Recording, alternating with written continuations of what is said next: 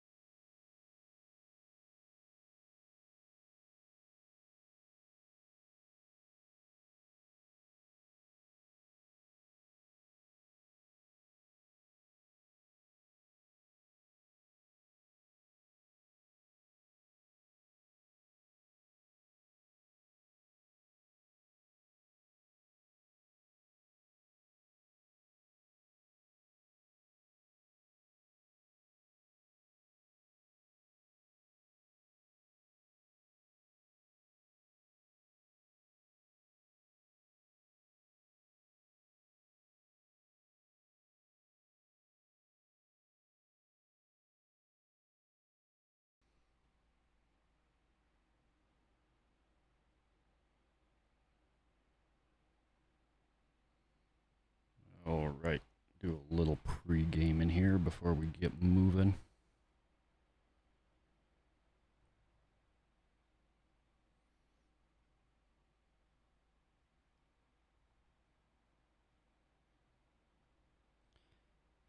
Trying to figure out which way to go.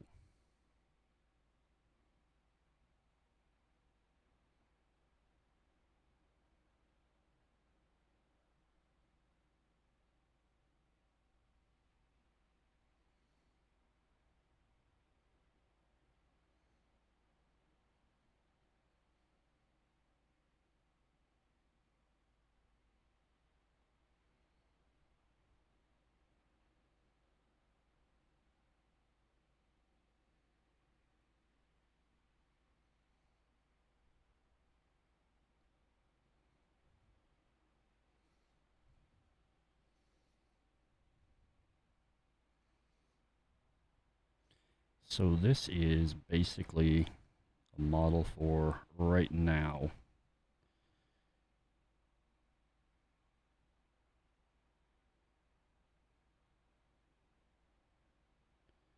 And this one's got it trending a little bit north again from the last run, which is kind of what the earlier ones were saying too.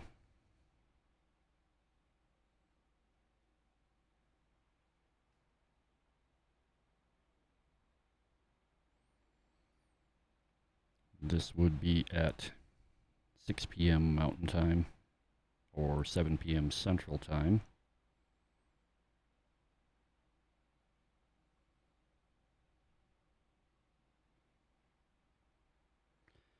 Some relatively fast movers though. The two that are warned, or three that are warned right now over in central Montana are, at least last time I checked, moving at about 40 to 50 mile an hour.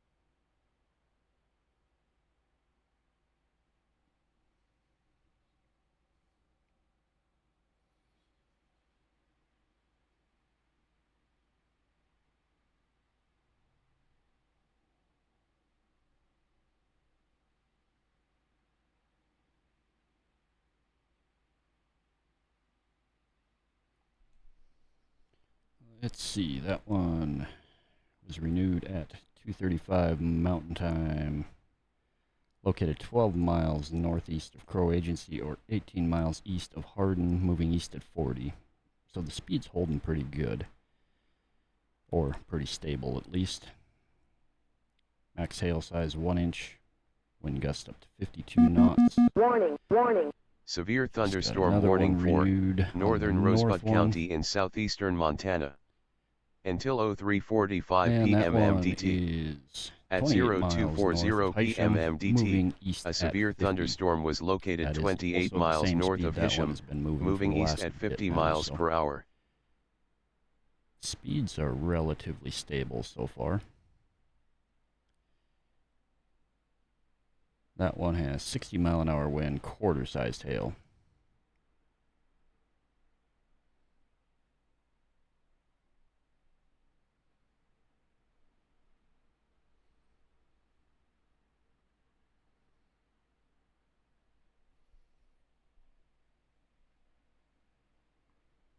Switch back over to that one.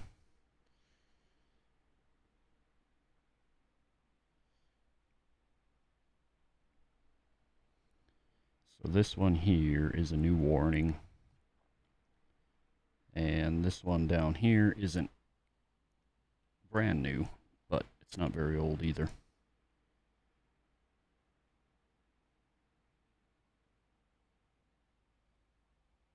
But they're a relatively straight east path at the moment.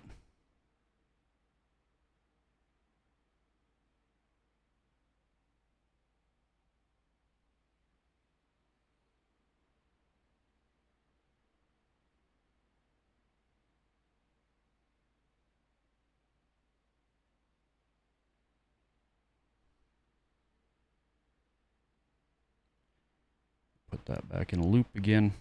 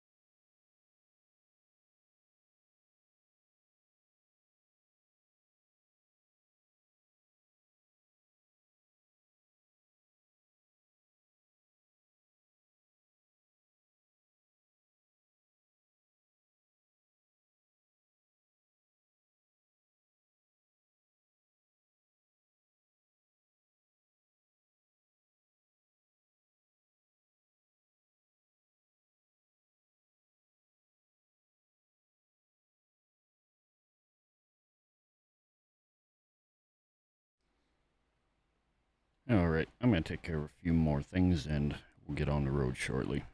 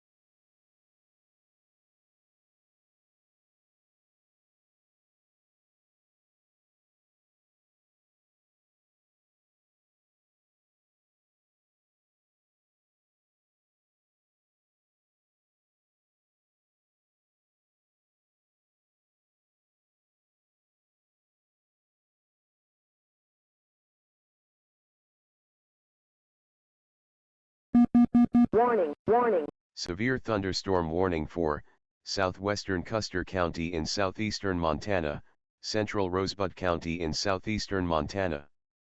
Until 04:15 p.m. MDT. At 03:09 p.m. MDT, a severe thunderstorm was located 7 miles south of Forsyth, moving east at 50 miles per hour.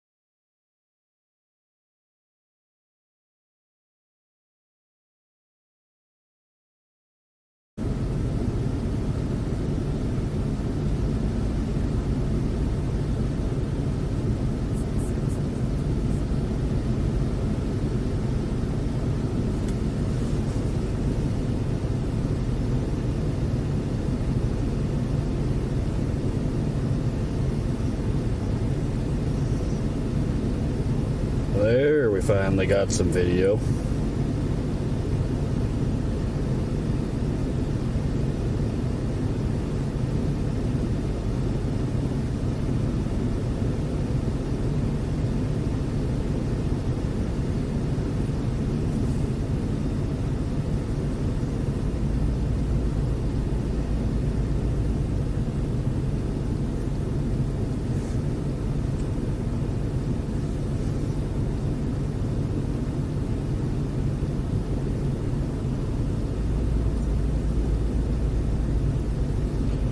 Alright, WebSocket connections up 72 kilobits,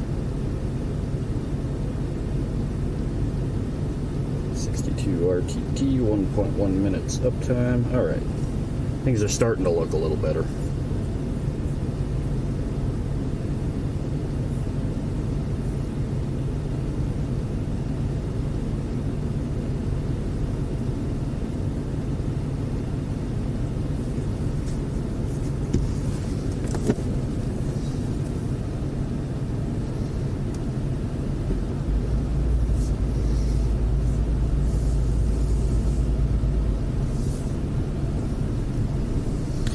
Alright, just in time to drive in here and lose the satellites for a bit.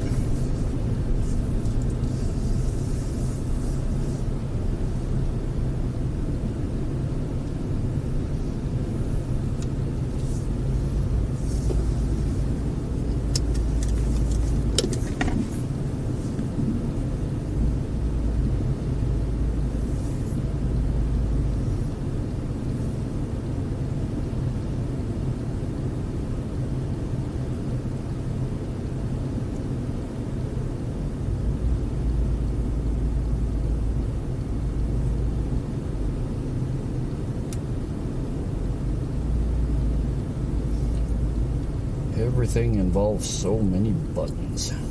Always pushing buttons.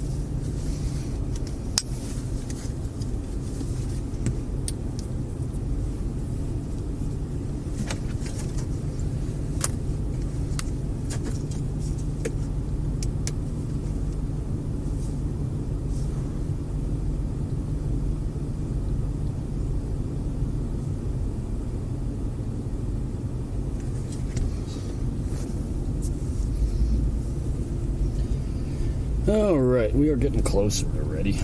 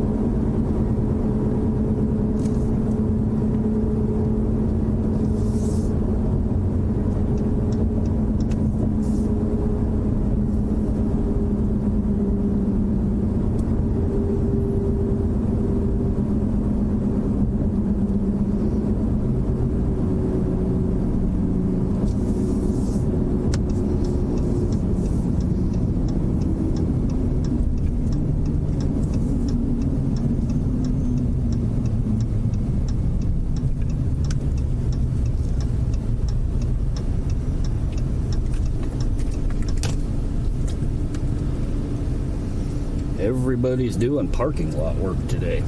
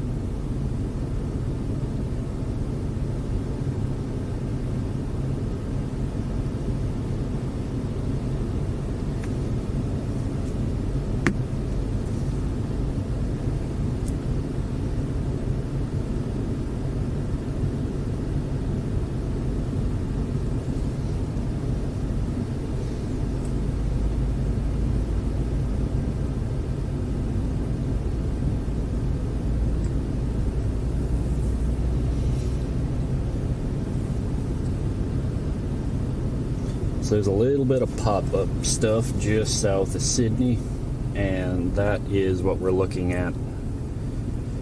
More or less the backside of right now.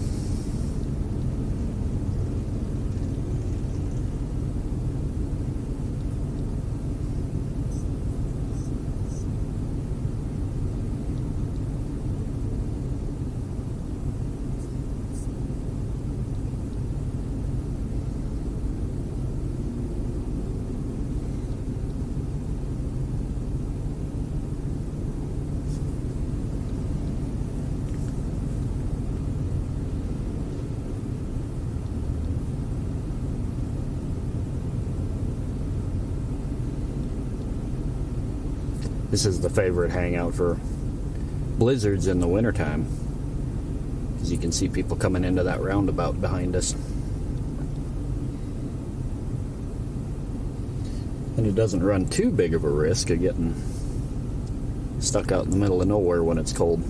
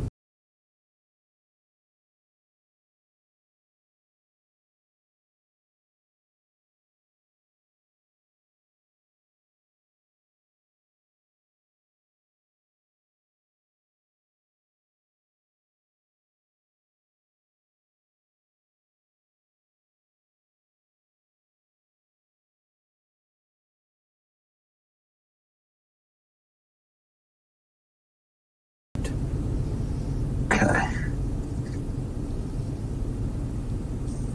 All right. So we got GR Earth sinking in. That's good, because I don't have a computer with me today. Oh boy. This is how confident I am in you here, so, you know. Well, you should be. Where's your location?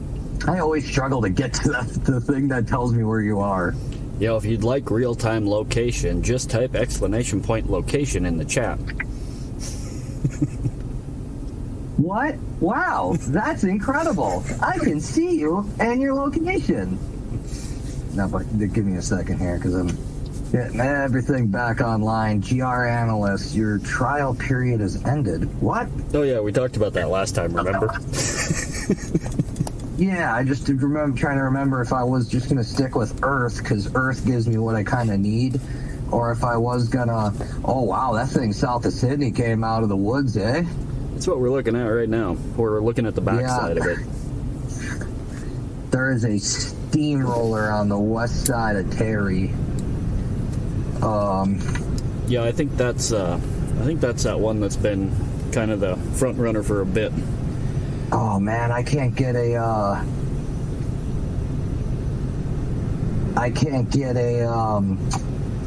volumetric scan in Earth. That's the one not ideal thing.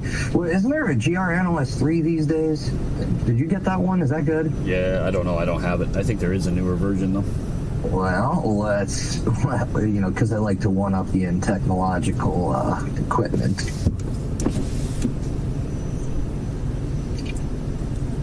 if I could just figure out how to spell analyst. So you would think they would call it GR3 analyst, but no, it's GR2 analyst 3. Because why? It's the third version of level 3, or the third version of level 2 data. Ooh, hey. The one thing I use analysts the most for is the volumetric scans, and they brought that to an HD capability, and guess what? I get a free trial for GR Analyst 3 now. Yeah! Storm chasing on a budget. Woo! Like the Dollar General of storm chasing. Yeah, you can get away with this exactly twice in a lifetime now. And you've managed to do it. Well, I just could, wipe my computer clean entirely and try again. Just every storm, just do that. Should give me a month, right? That's GR Analyst. GR2 Analyst 3. God, that's so weird. All right. Use the Iowa State. What would you? Jared, use the live source for level 2 data. Otherwise, the site menu will be disabled. You'll only be able to receive the viewed archive data. Iowa State University has a free L2 feed you can use, or you can enter another source. What would you like to use? Iowa State one's all right. I was gonna say, I guess I'm gonna use the Iowa State one. I don't have another one of those feeds sitting in my back pocket here. Why don't you make one? Good idea. Because I don't know how. Site. Oh, I gotta redo all my favorites. Some high-res stuff, though. Good satellite scans. Real nice. Select. No, I don't want Georgia on my favorites. Let's get to Montana and get our boys over in Glasgow.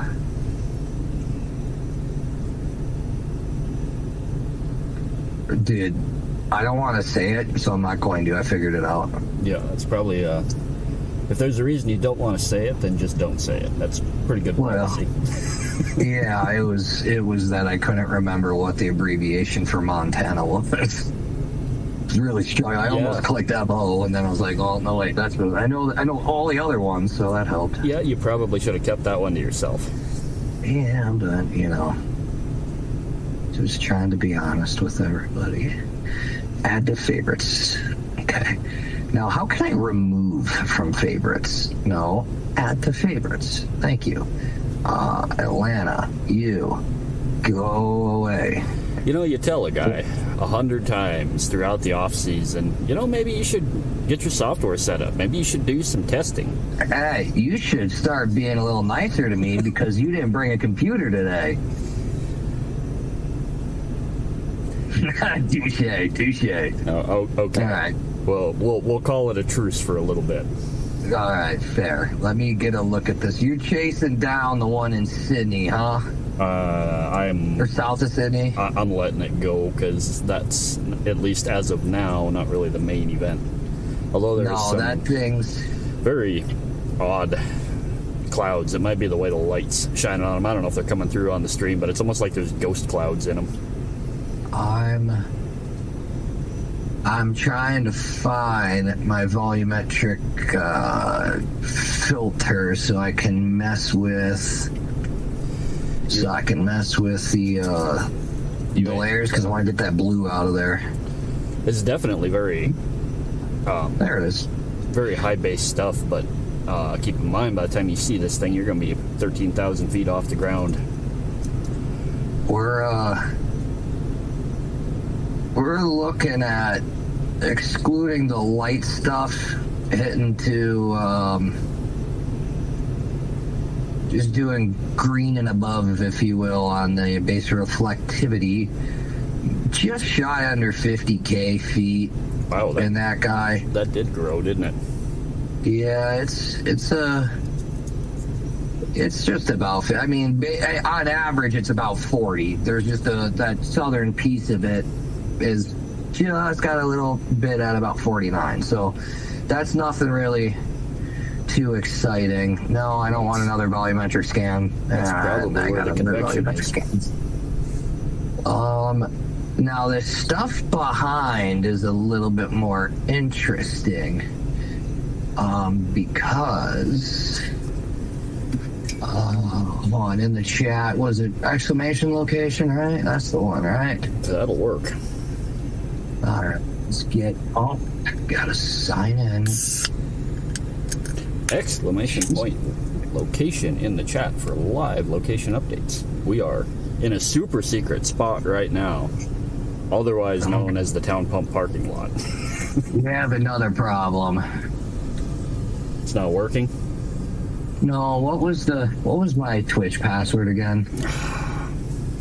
You know, you tell a guy for months in the off season, maybe you should set your software up. Maybe you should test.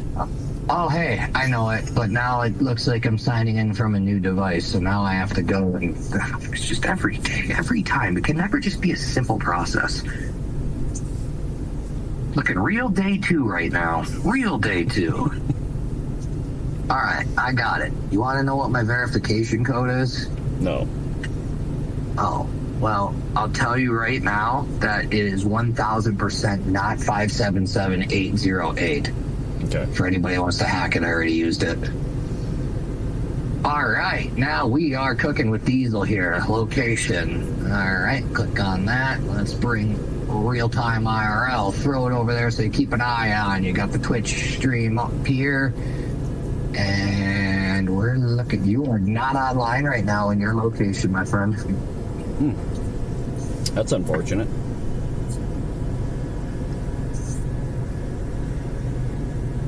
Three published records. It might be because I'm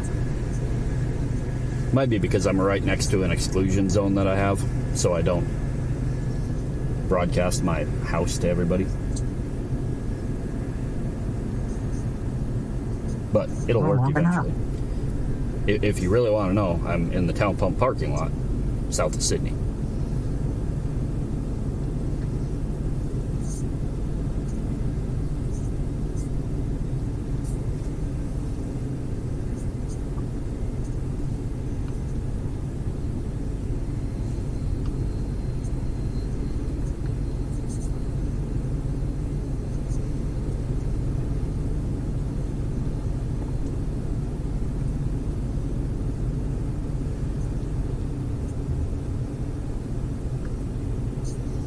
Well, I think this one is probably gonna just keep on moving east, but I don't Tornado think watch this is the, issued for Williams County.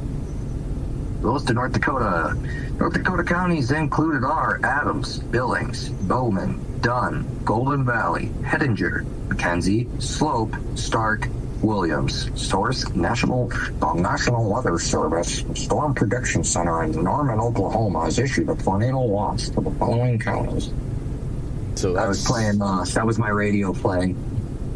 That's like the entire state line corridor, basically. Wow, just like that, all the storm chasers just popped up out of nowhere. A lot of them are riding that 95 line, and I think they're making a mistake. This steamroller here is worrying me because I think that's going to be the main event, and that's aiming south of Medora.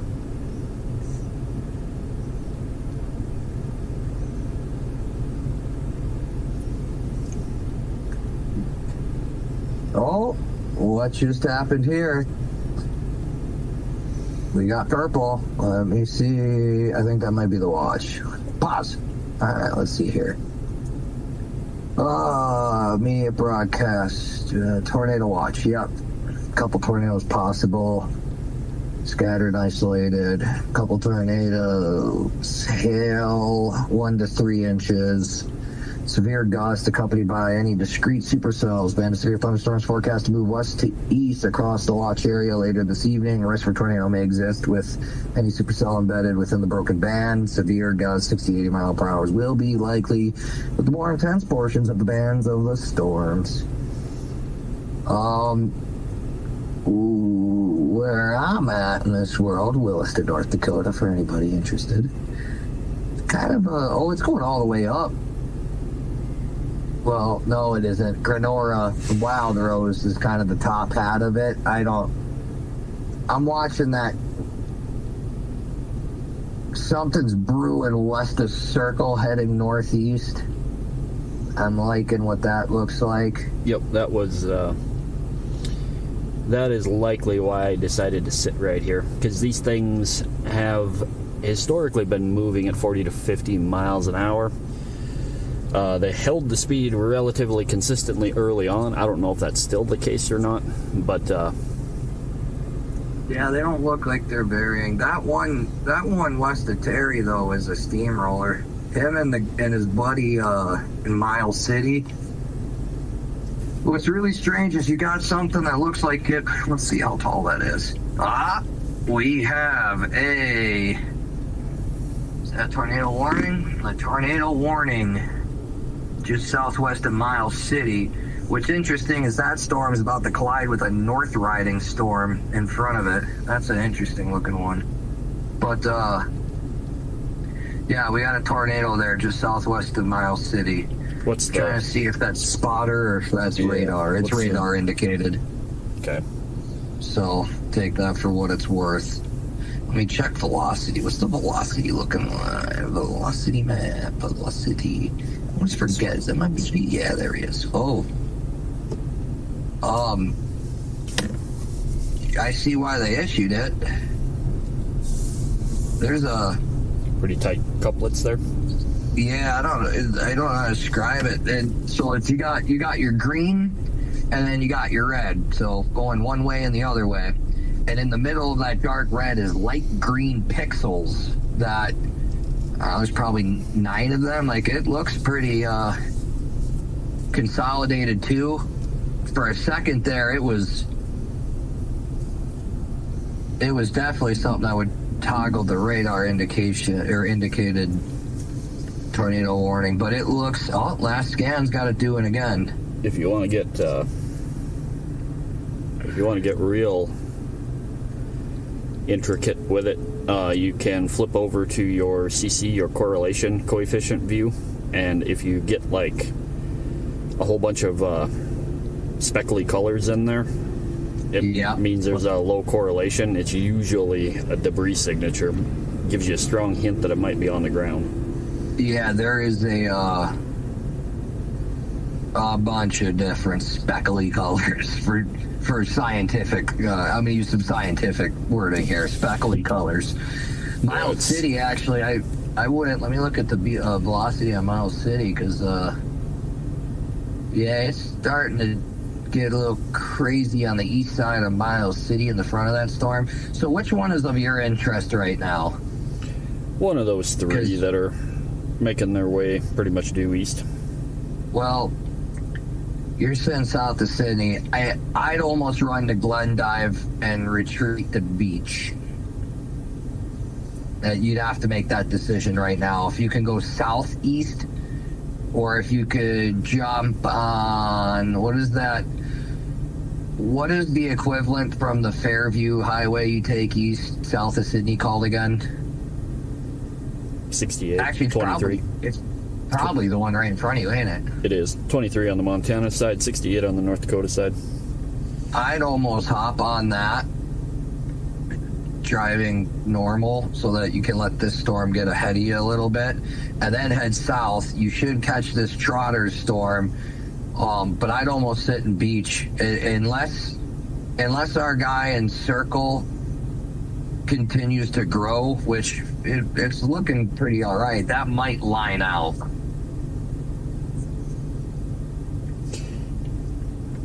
This might all line out, actually. It's I mean, that has been well, no, east of Terry has been mentioned as a possibility for sure. Yeah, we'll know east of Terry is what we'll now there's that whole line in the north as well, but it hasn't done anything quite of interest. You have no radar available to you? Not anything real great. Let me send you something here.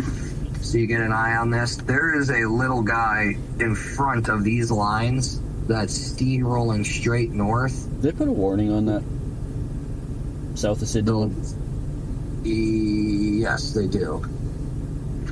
So that's And a 1.25 inch hail, radar indicated 60 mile an hour wind. What we are looking at is $half size hail, 60 wind, yeah, and everything you just said, that's about it. I'm gonna send this to you. When you get that photo, that little dot east of the Miles City storm there has grown, and it is churning and burning straight north. I'm interested to see what happens when those all collide. Tornado warning has expired. The one that's south of Sydney broke off its northern piece, and that's starting to dwindle away. The southern piece of it's staying pretty good. That'd be my thought, is I'd head east and then south on 85 and watch it through Trotter's area, and I think I would sit there, because I'm thinking this is going to be a little bit more So the issue is Trotter's is not on 85, that's on 16, and oh, is it? Oh yeah, it is, you're right. got to really watch the escape routes there, because that is a no man's land for roads. Yeah, let me evaluate that for a second and what's coming in to make sure I'm not putting you in a... Well, if this lines out, which it looks like it kind of is, that'd probably not be a great idea, because you have no eastern escape. Let's see here. Yeah, you have no eastern escape at all. So you'd have to go north or south, and you're sitting in the middle of a prairie, so that might not be the best till we get our own tornado vehicle, which is in production. I bought a Mazda Miata the other day, so we're going to start throwing some lead plating on it, see what we can do. Sounds like a terrible idea, but, you know. Well, I'm full of them. So yeah, last scan came up. That thing west of Circle, it's starting to grow down towards this Terry one. The Terry one's starting to bridge to the Miles City one, and the Miles City one's starting to bridge with the loose stuff in the south. Yep. I think this might line up between Circle and Glendive. I bet you this is going to line out. And we can work with that, because we got a little bit of time. This new camera view is pretty boring. We can actually see the back end of the south of Sydney one until we find something better to look at. Yeah, give us a better look on that. Now you're more south. That one ain't too exciting, but the one, it's pretty thick on the bottom. Let me throw a volumetric on that and see what we're looking at. I wish we could switch our scenes over so I could share this. Coming soon, TM. Yeah, we'll work on it. In release version 4, which is scheduled for this winter. Stay tuned for the winter apocalypse of 2024. We'll get like a little sprinkling. Although the El Nino is evacuated out of the area, so maybe we might see a winter storm again this year. They might be back. Let's take a peek. Yeah, this thing's not even that crazy. It's peaking at about 45,000 or so, kind of losing its its height, but it's DBing in a much wider range at about 55-ish. Still got so it's a good little core to it, but ooh.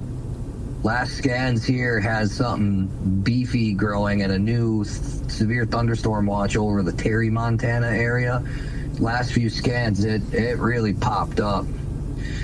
And this northern stuff is speeding up and swinging in. I bet you we're going to see this line right over by Wolf Point now. There's more growing up that way and connecting south.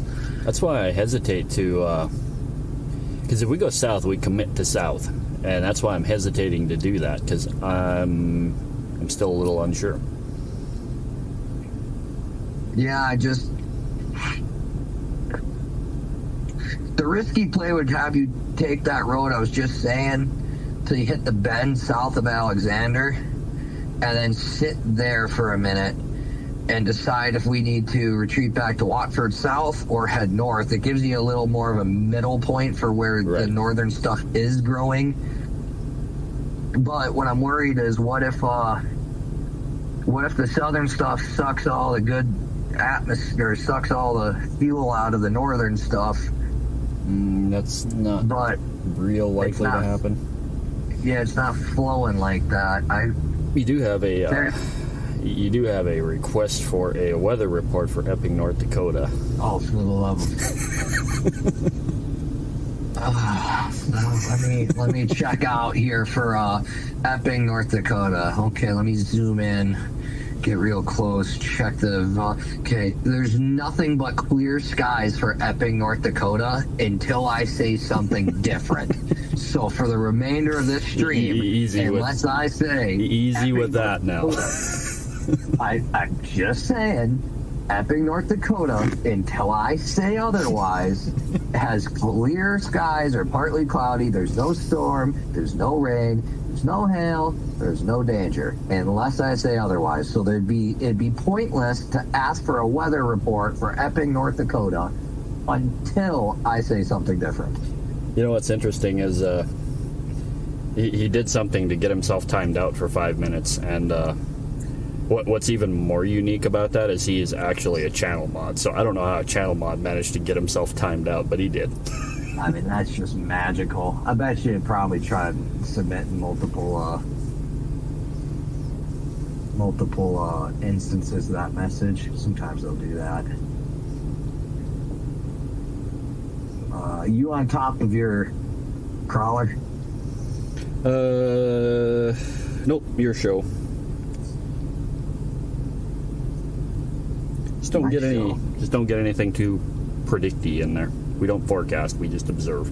No, I'm not forecasting. I am guessing though, and my guess is that we'll see this thing line out on, if we draw 2 lines north and south between Circle and Glendive, Montana, I'll bet you that'll line out.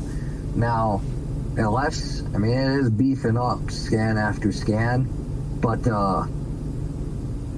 Williston being on the most northern point of this, we might get to dodge some stuff. However, your local residents, I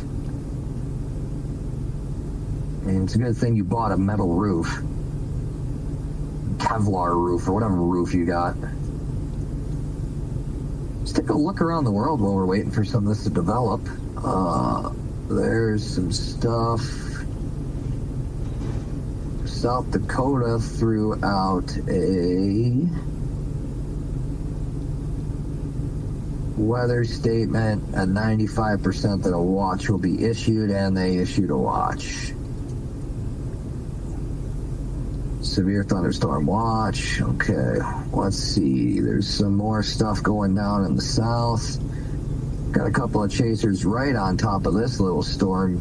Now that's down in Nebraska. Wow, that area in Nebraska is about to fuel the fire for that storm. It's about to run into a lot of good stuff.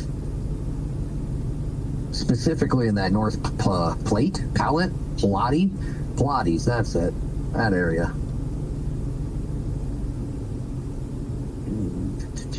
60 mile per hour wind.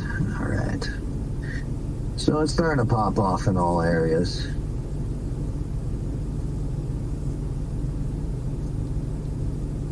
You know, surprisingly, the south of Sydney one's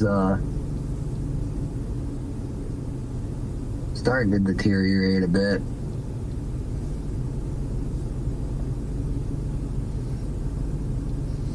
Yeah, the clouds are getting a little bit wispy on the back.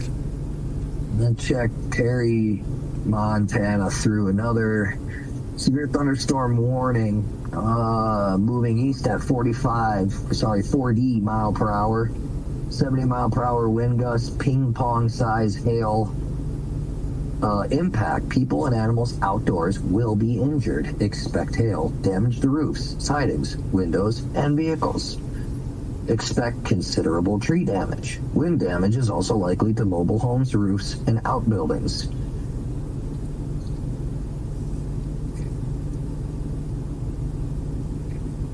.5-inch hail. Yeah, that's right on target to hit beach, but as it entered, let me see what that area looks like. It still hasn't even reached the boiling point for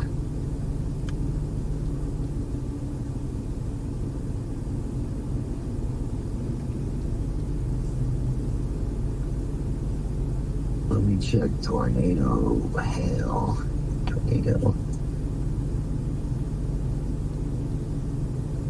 Oh, it's shifting north, all right. Yeah, that it hasn't even hit the real good stuff yet. It's about to. 40 miles an hour. What's the distance between? Well, how far is Terry from Glendive? Get radar scope open. I use my little measurement tool.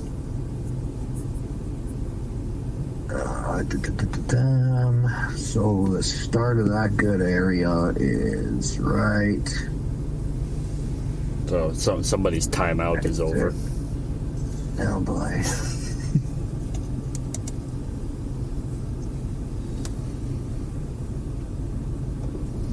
Big from. Not very good view anymore.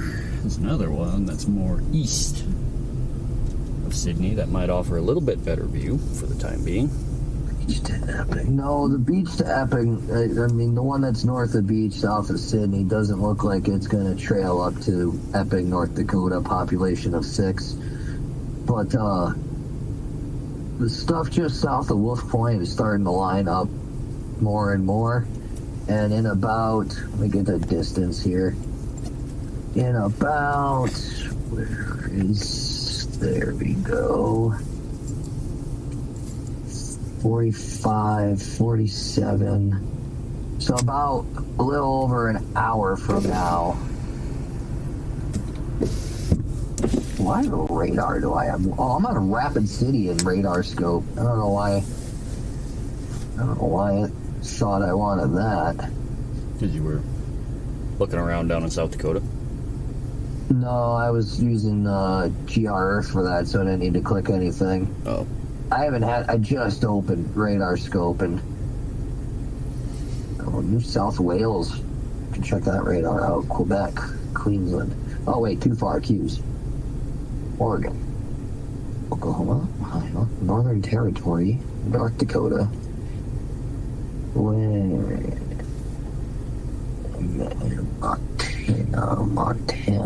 Montana. Glasgow. There we are. Oh, look at that. Press play on that. Let's see. Where is that? That's here.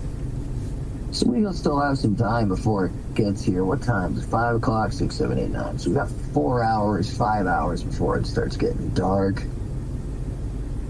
The good, where I expect this to start pushing or blowing up a bit more is right about, where is it? There's Glendive. You know, I think I know why he got timed out. He doesn't have a moderator sword. Maybe we shouldn't give it to him. I mean, Well, he's already getting timed out. Yeah, I mean, it might be a little bit of bad behavior there, but I'd hate to think he can't get his Epping weather report in. So we got about 2 hours if it stays on this track and at this speed before we start getting near the state line. If you wanted to get some better views, you could jog down towards Glendive, but that might not be the best idea because that stuff's lining up by circle, and if that does happen, it'll get a little bit bowled over. So, but you have time. I mean, it's going to be circle the city. Where's circle? Circle here. Let's take that to Glendive. So you got to Right on this road. You got at least an hour. Wait, how long of a drive is it to get to Glendive from you? About 50 minutes. 50? 45, 50, something like that, I think. Well, you could go 20 minutes down the road and keep your camera going southwest and probably get a little view of that storm near the Terry Fallen area. But I wouldn't go much further than that because this storm is 75 miles from Knife River. So a little under 2 hours for it to get there. But more stuff's popping up near the Ritchie area. That's the stuff I'm kind of interested in. Yeah, that's not really picking up steam. I think that might die, but the stuff behind it that's lining up is looking promising. I mean, it's really starting to take shape here. Well, it's strange. I got three different stories being told to me.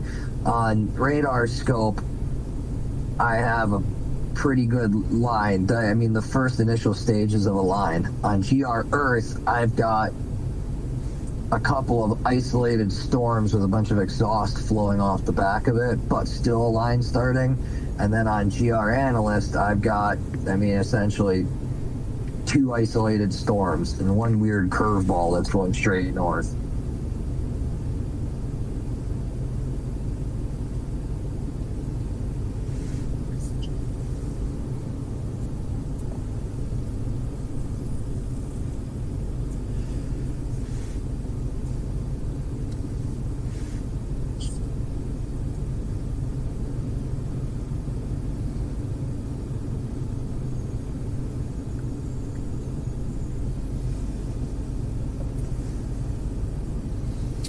Yeah, this just east of Sydney one looks like it's kind of maybe struggling a little bit too.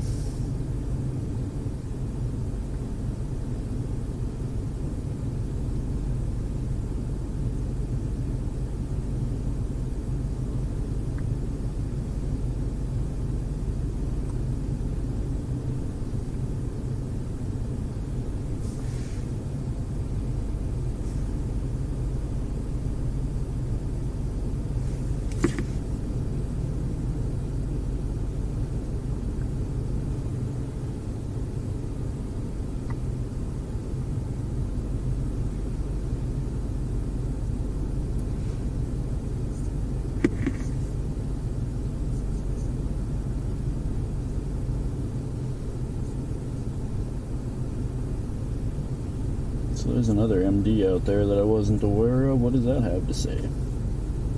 It's the watch.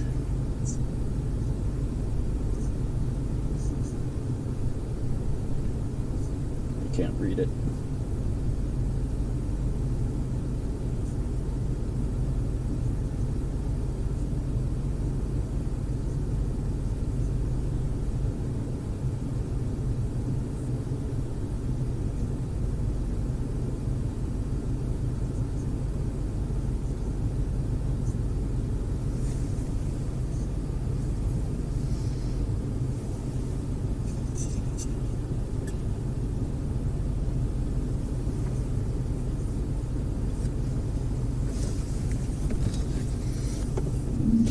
We're gonna head south for at least a little ways.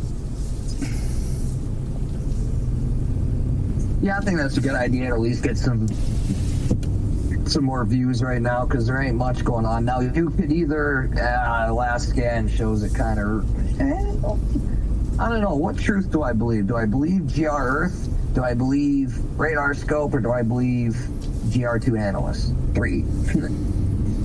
Well, they're all basically farming the same thing. You probably just have different different gradients on them, so they look like they're saying different things. Well, I mean, they're for the most part pretty consistent. I guess if we let me do a volumetric on this thing south of Sydney. That might be worth going and just checking the backside of it out. All right, it is sitting pretty consistently. It's actually shrunk a little bit. It's about 42,000 feet in height. Let me check the velocity. Oh. check the dotted speckle colored list.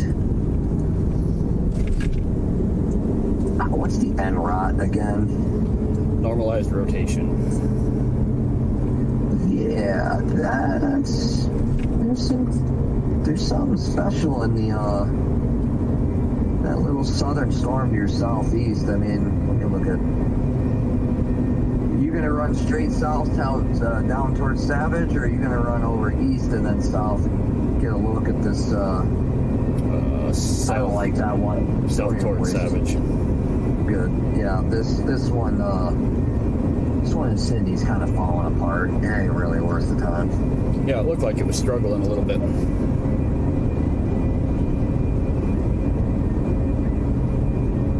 mean, it's hanging on. Next scan definitely has this lining up a bit, but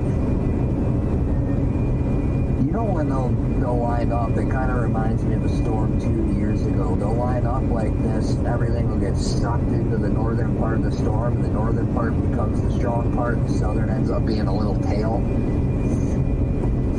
Yeah, it either does that or it builds south, which is what happened a couple weeks ago. And no matter how it plays out, we are likely to get into a situation where we just simply can't get east fast enough. Based on absolutely nothing scientific and in no way, shape, or form founded with any sort of factual evidence and anything of that nature, I feel like that'll happen. It's karma, man. But there is also the Jared factor, which means if I'm somewhere, bad weather will not be there. So I thought you said you wanted to ride with this time. How come you're not here so that we don't end up getting hailed out? I mean, it seems like if we had that type of tool available, we might use it. Sorry, everybody. He seems to be breaking up. I don't know what's happening. It's bad. He's got bad cell service. At least the stream's coming in. We'll get the audio back soon. Let's see here. You check and see if we got any other storm chasers in the area. They like that grassy desert area. They Reynolds.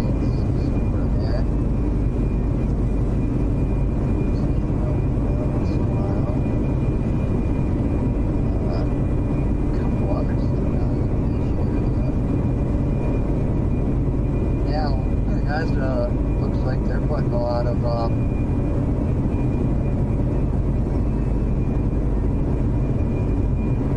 eggs in the south basket. However, you got somebody, Tom, who's chilling over just southeast of Sydney. Kind of likes what you're doing. We got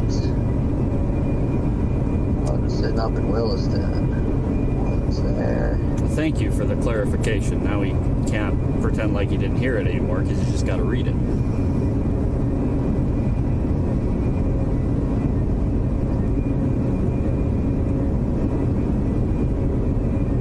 I have chat.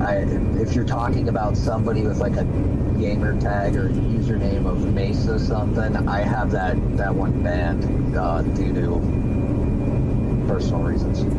That's interesting because I just gave him mod status. He's got a green sword now.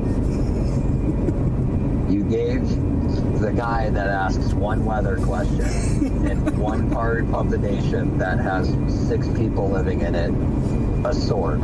I did it mostly for you because I knew you kind of felt lonely when he got himself timed out. However he did that. If he is not able.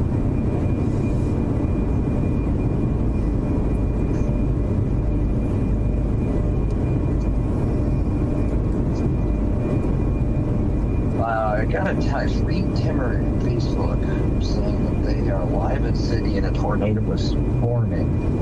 And that's probably that interesting stuff I was telling you I was seeing in the rotation. That little Sydney guy. I'm not seeing it. I mean, in the velocity, there's a little bit of some wacky stuff. But I don't see that amplifying. It looks to be on the downslope. I'm not putting any eggs in that basket.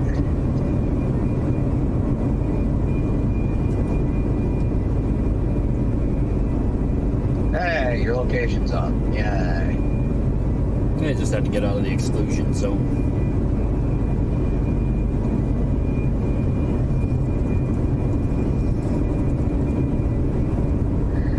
Let me see what this is all about.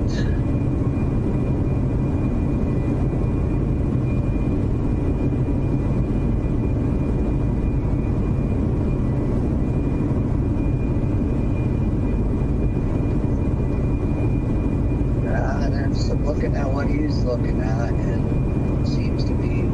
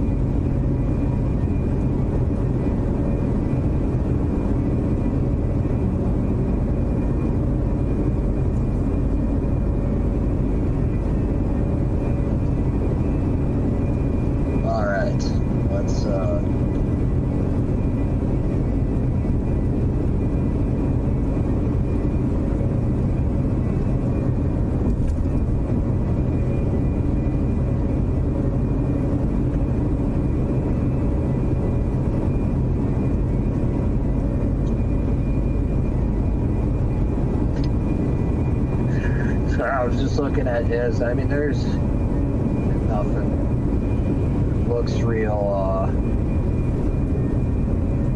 interesting. Some clouds churning and such, but I think you're looking at is far more interesting than what I'm seeing in some of the other streams out there. No, not right at this very moment, but south of Medora, we had last 3 scans, something growing pretty good. Let's see what the.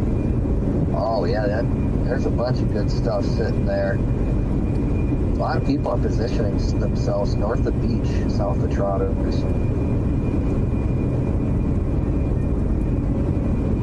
So, let's be liking that. I don't think it's a bad call to go there, because we are not very far from being parallel path to that. Yeah, just keeping an eye. It's starting to line up by that circle like I was guessing. So it's about 70 miles west of me, give or take. So, gonna have to start paying attention and don't let me get in a bad spot. That's why I'm just taking a look here, just north. Let's just assume Savage for right now. So you're there. Let's see.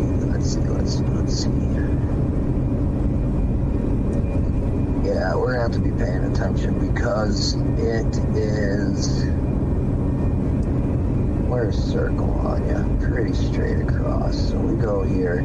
It's still, I mean, it's 60 something miles out, so we still have an hour and some change before it hits your parallel. Right. But what's further? You know, when they line out. But the further I go this way, the further we've got to turn around and come back this way, though. So you got to take that time consideration in there too. Yeah, I'm running that in my head. I'm just thinking. You know, when these line up, sometimes they like to run a little bit faster.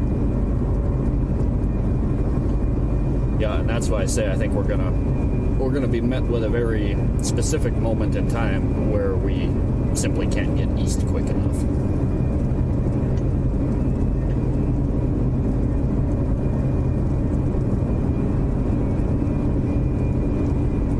He's actually straight down by that Medora. If no, we got a warning. I don't know what it is.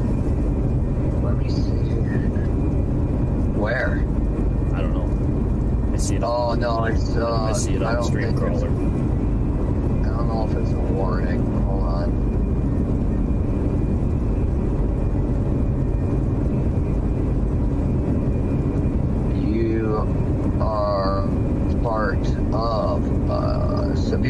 thunderstorm watch in a weird circle where I don't even know how to. Medora is kind of the middle point in a big circle around that. And then you are overlapping in another one, which is for the storms coming from your west that we're tracking.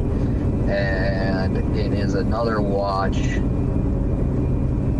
Wind gusts have now been elevated to 75 to 90 miles an hour.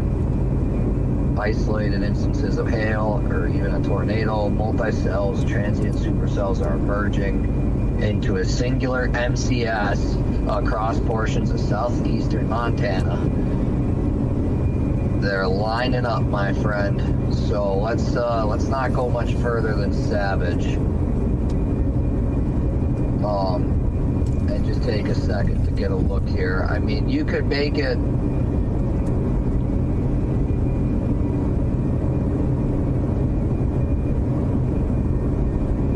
Something that you can go out a little bit. Savage. One dive's too far. There's stuff popping up by Richie now. That's the thing is, remember when I told you to watch out for that kind of sporadic propagation in the east? I'm not ruling that out. I'm keeping an eye on it, but they haven't been quite successful in doing it. But I mean, this thing's definitely lining up. The stuff from Canada's swinging down, and now it's starting to build up now near Wolf Point. So we got a line growing from Wolf Point down to Broadus. It's not quite a solid line yet, and that stuff near Terry, which is now taking a very northeastern type of turn that's heading right towards Glendive, that's definitely the worst of it. Stuff in the south of that, it's weakening a bit, and stuff in the north is starting to gain some traction. So is it weakening, or does it look like it's weakening because of the radar coverage? Yep. Well, that's what I was just about to double check here. Let me look over here. No, it's weakening. It's shifting. The power's shifted to, like, I would call Terry, Montana, the new southern point. That last one looks like, the last one to the south looks like it's losing a little bit. It's about to merge with another storm, and either way, that's going to be down in the Bowman area. It's almost like it's separating, but it's lining up, and it's building north. So I'm starting to see why they had such a northern grouping in this.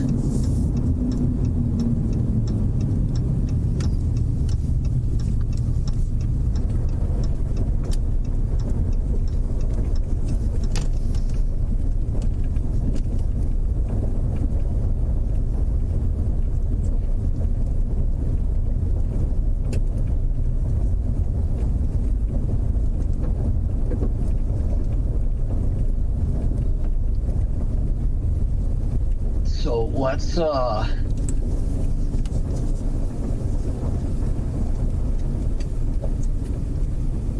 you got it somewhere you can pull off. Did you pull off? Are you facing west or is this south? You're not seeing west yet, but you will be in a second. Okay, yeah, get an eye out west, and let's sit tight for a second. Take a look at what I'm looking at on the radar here, because I think if my guess on this is correct, this thing's gonna line up and it's gonna run east. And my feelings have been pretty good so far, and my next feeling is that once it lines up, it's gonna start running east a bit quicker. Matter of fact, that has started. Let's see what the speed is on it right now.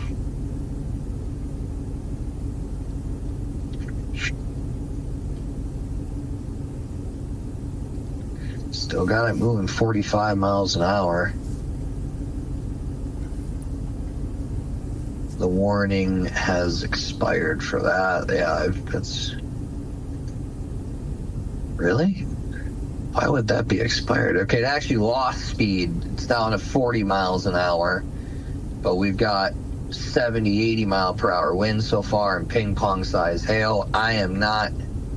Oh, yeah, there's There's 2-inch markers for sure sitting at the Terry area, but they're 2-inch markers, and I haven't seen one since it's past that. So we have 1 1/4 inch, half-inch. Circle storms now producing hail at about a half-inch. Is that 52. is that local reports, or is that cloud indicated, or sorry, radar indicated? I'm checking that now. I always flip these in my head each time. Is the filled one reported and the open one? So don't give out the green marker numbers, because they're radar indicated, and that's not actually ground size. So if you want to see the like filled ones, anything that's a green triangle. So if you want to see what's actually reported by people, make sure your local storm report layer is turned on.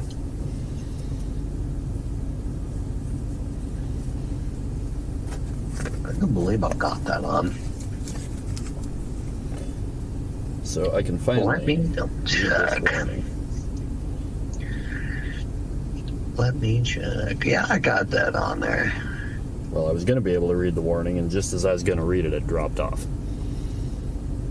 Ooh, the goes. The goes,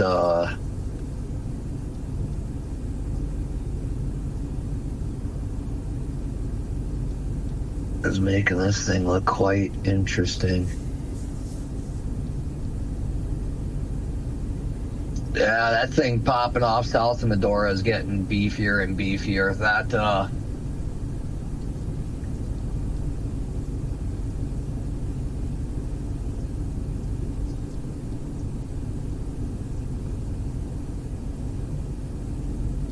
looks like, Reed Timmer and his Dominator are having mechanical issues, and they are pulled over.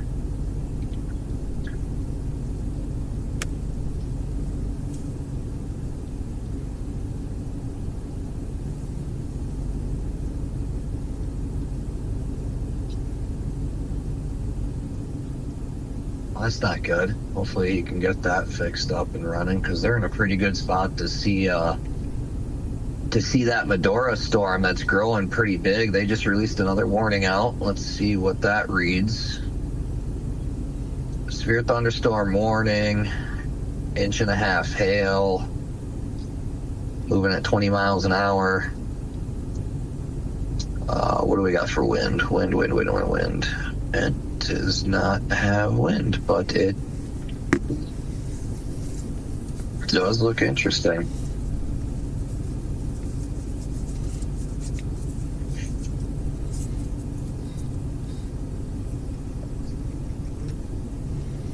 So that was a warning that was where I'm at, and it must have got let go at this point.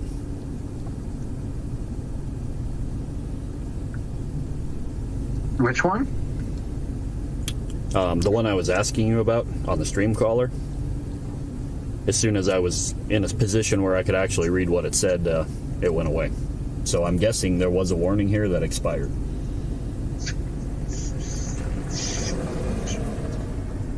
I think somebody might have fat-summed something. Are you getting a look at the radar? Because the stuff over by Circle is lining up, and in the last few scans, there's another pop-up storm west of Sydney that is getting interesting. It's over by Fox Lake. It is 36 miles west of Sydney right now, and I would not be surprised to see that go severe with how quickly it's growing.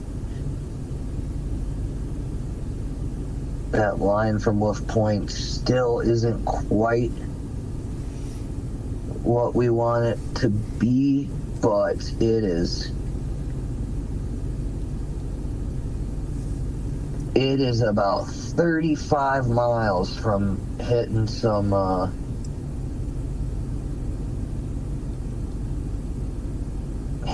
the better stuff.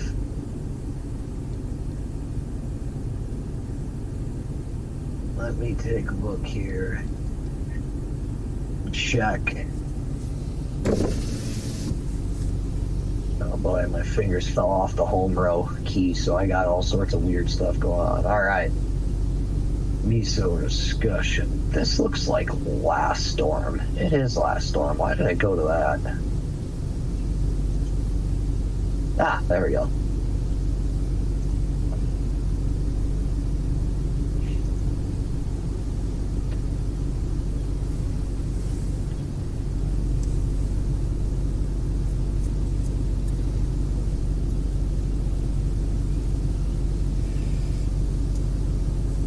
You know, somebody didn't do a very good job of washing the window. That wasn't my duty this week. Dew points in the upper 50s to 60 Fahrenheit. Differential weakening. Otherwise, philosophy remains unchanged. Okay, so they got no updates there. I'm going to check our boys over in Glasgow.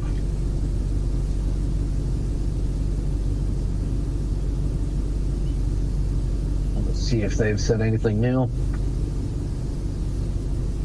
So it looks like I don't know what's changed since you updated things, but it looks like there's maybe a new warning.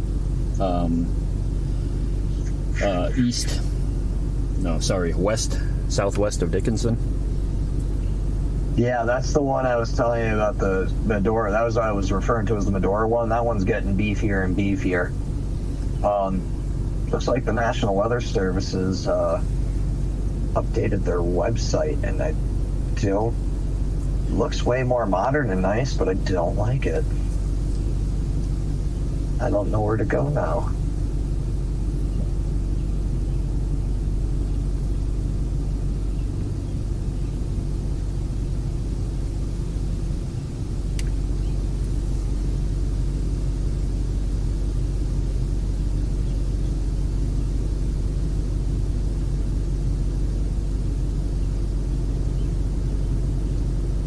There we go. Okay, I found it. Let's take a look here. Updated. Oh, let's updated a while ago. 1300 local time. Mountain local time.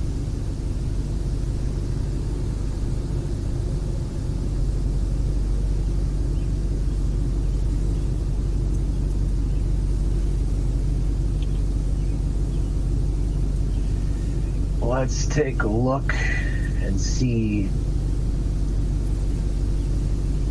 the latest HRRR.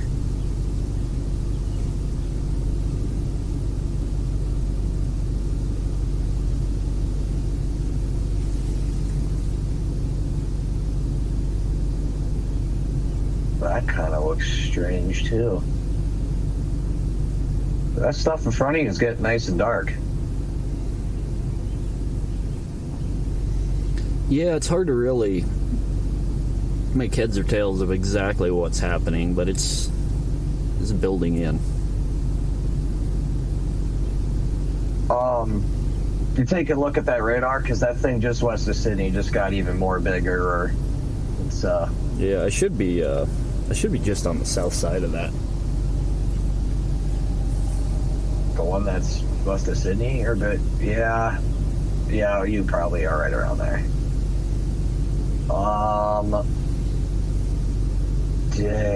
Okay, so this, what is going on with this? Everybody's updating their websites and it looks terrible. I can't even see this anymore.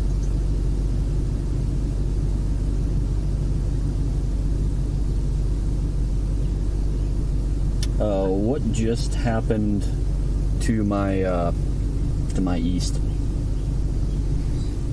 To your east, they went and dropped a Tor warning. National Weather Service tornado warning for northeastern Golden Valley and southwestern North Dakota. I am actually seeing it right now, but it is not on the ground. Well, we don't know that. Unless you have another video feed of it. No, I'm looking at a video feed Okay. on it right now. It's not on the ground. It's pretty high up there. It's definitely a little bit of a funnel, but it's not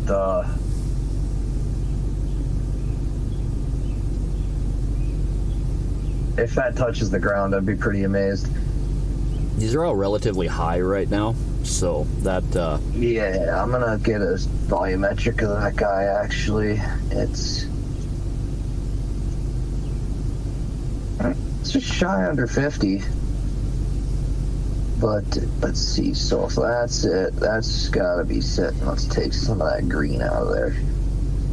Let's take a look at velocity. Oh, right there. There it is. You can see it right on the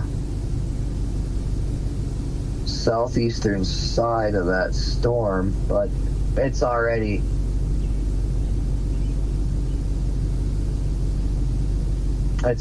gone. It didn't even touch the ground, and it's back up. It's disappeared. I think what you're looking at is building more and more into something interesting. Let's take a look at where you're at, because we gotta make sure we put you in the right spot. Okay, you're north of there. Let me get to this, and let's put your little marker right. Where are you, Savage? Let me place marker. Place marker. Okay, so you're there. Yeah, just to your northwest that's gonna go severe very soon. Is that where you're looking? Northwest of your position? I would say it's closer to west, but Let me see. You are right about here. Where's the road? Okay, you're right off of Bend. So yeah, that's about right. So yeah, it's about west. Let me get a marker here and give you some distance. So you are I've got from that storm. against my better judgment, I got a beacon turned on. Oh, I don't see it. But I put a marker down for you. Is Knife River south or north of you? I am right at Knife River. Okay, so that helps. Reason being, programs, because this has a better tool for it. So it is 24.7 miles to the center of that storm to your northwest. If you're looking west, look a little bit more north. I'm not seeing anything. I mean, I think it is growing and lining out to the point where it might run you over. I'm catching it from Fox Lake, just south of Fox Lake. It's starting to line up here. If you're there, if you want to stay kind of north of it, I would start retreating right now, because it is the front edge of it is 15 miles west of Sydney. The core of it is 24 miles west of Sydney. And it's starting to expand out. If you have a chance to look at a radar, I would do such quick. Because that's changing real fast. It half-inch hail. That's, I mean,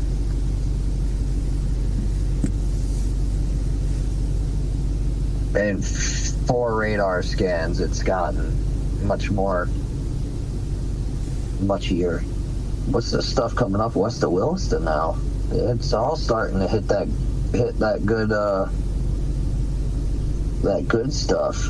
Where's Williston? Okay, that's not anything worth talking about.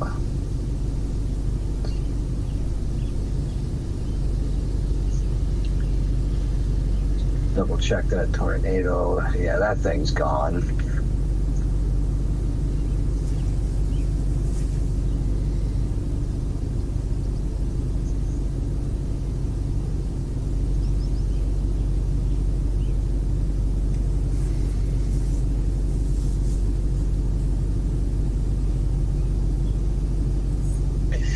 You're in a good spot. It's growing, but I'd almost consider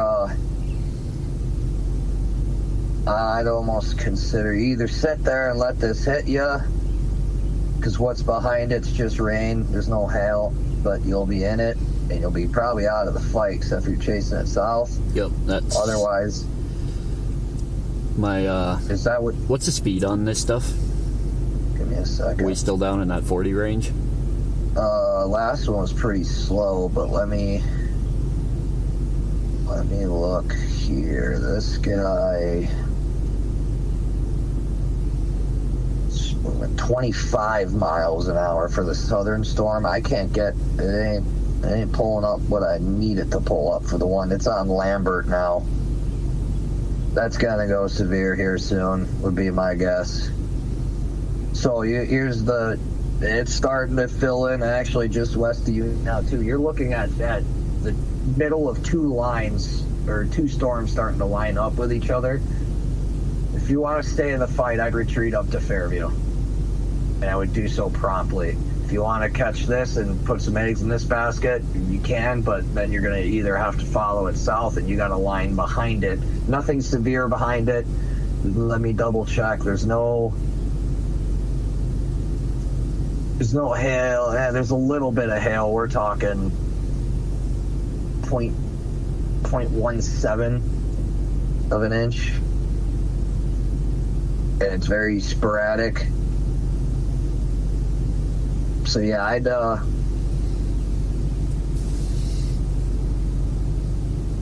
retreat north. And then you'd be on the northern side of that storm. Or you can sit tight and let it go over, but it's filling in behind you, and if you're in Knife River, you're not going to be able to go south much. I don't think in the next few scans. I don't think I want to go much further south because I got no east route there. Yeah, then I'd put it in gear and start heading north. So you could be on the northern side of this. I don't really want to be north either. I want to be east. Can you run east from where you're at? Not directly, but fairly indirectly, yes. That's kind of why I'm not exercising a whole lot of haste. Okay, let me look here. Because believe it or not, I kind of got a plan. I don't know if it's a good one or not. That remains to be seen, but I've got an idea.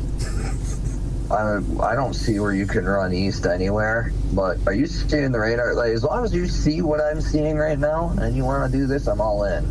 I don't know. I'll drive to the center of this thing, but... I don't know if I'm seeing what you're seeing, because like I say, I don't have a computer, so... Okay, but well, I know, let me send you...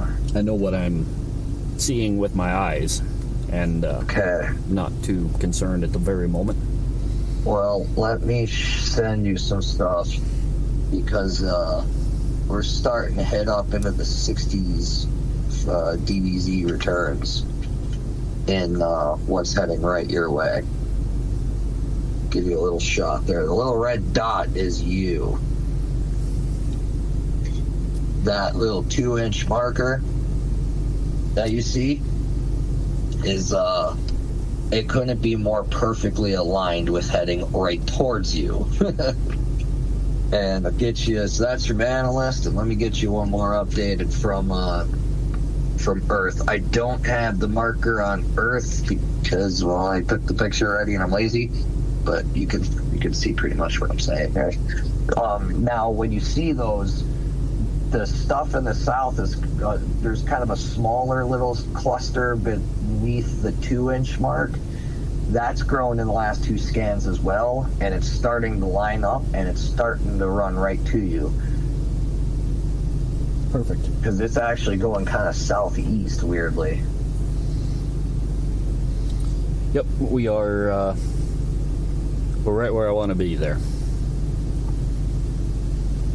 Alright, well, you got away. I don't see where you can run east at all. That's what my worry is. I just don't want you to hail out an $80,000 pickup. I gotta go north a little bit. And then it's 2368. That's my plan.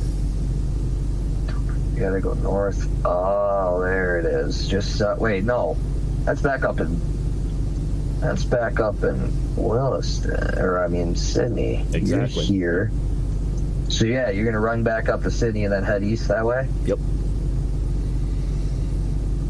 Okay. I like the call. When are you thinking of doing that? I don't know. Let's take this marker and bring it to this. It's 20 miles till intercept on the road you're on. And I don't have a speed on that one. The things around it are moving 25, 30. Oh, that picked up a little bit. Let's see what that just said. No, still running at 25 miles an hour. So, Well, this much I can tell you. We will probably make that call before the wind shows up, because I don't know if you've noticed, but I am right under a set of highline wires.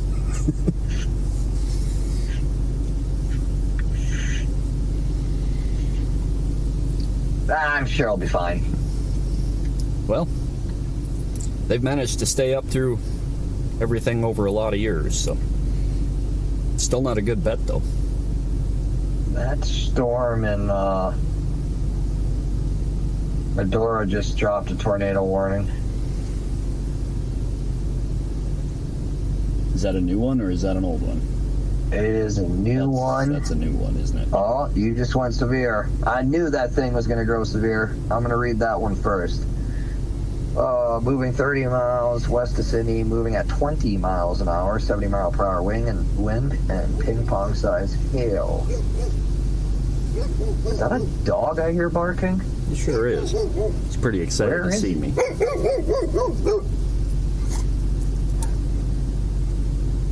Is he just outside the door? Yes.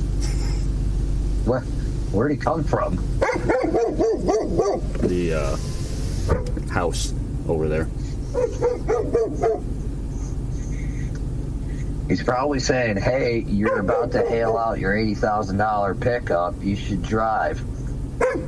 Nah, it's going slow. You can get out of there in time, as long as it doesn't pick up. I'm paying attention to stuff in Culbertson, Bainville area, but it's kind of chilling. And there is a definitive line building from Wolf Point to Fallen area now, following behind this one that's you're about to hang out with.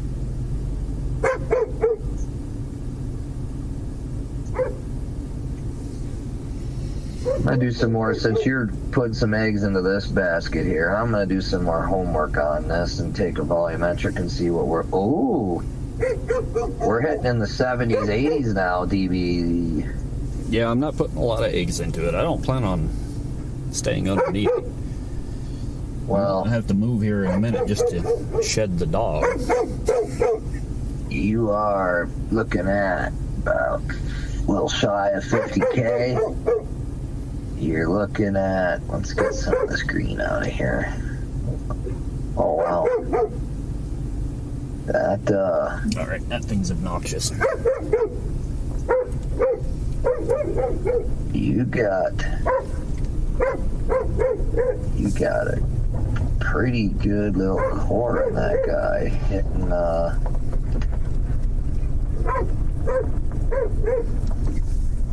yeah, it's picking back at about 78, 79 dBz. And not a big amount of it, but little chunks of it.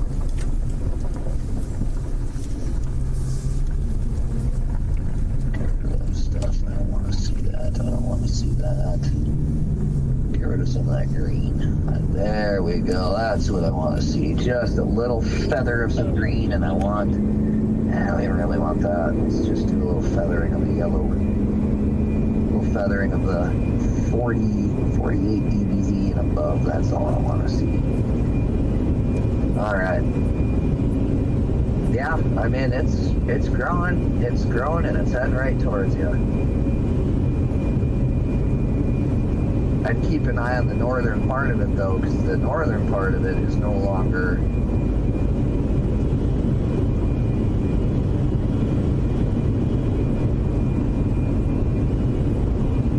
Sorry, I got distracted. I was looking at the tornado warning. You actually have a new storm that popped up to your... Where is that?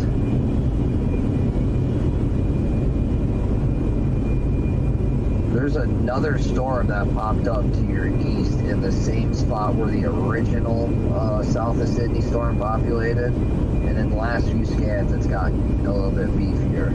Yeah, I've got eyes on it. That's kind of wild. I mean, it is the same exact spot where that first one fired up, and now it's running southeast.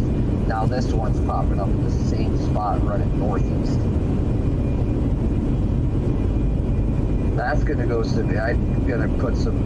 I'm 5 for 5 in my little hypotheses tonight, and I'm gonna take another one that's gonna go severe here soon.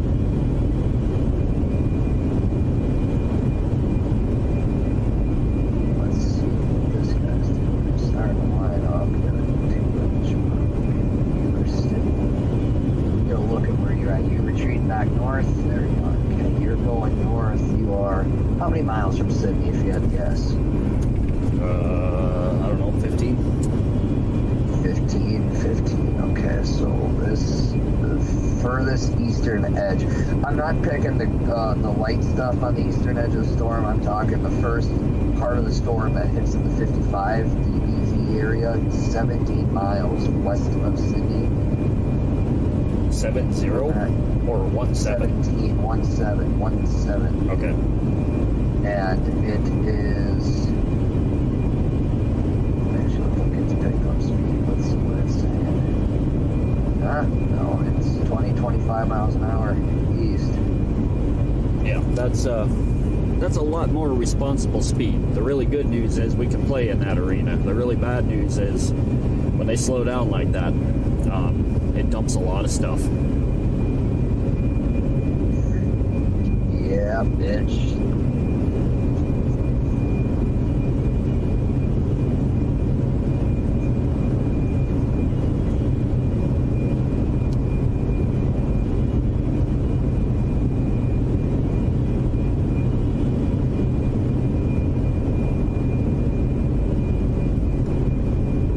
I would have stayed there a bit longer if not for the dog, but we need to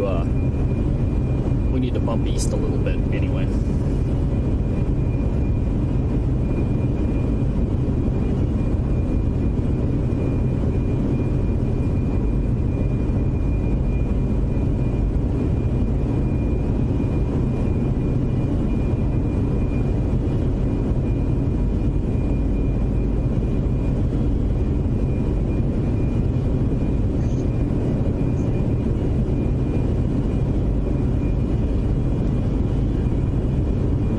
Another tornado warning. Where's that one at? Southeast of you. But yes.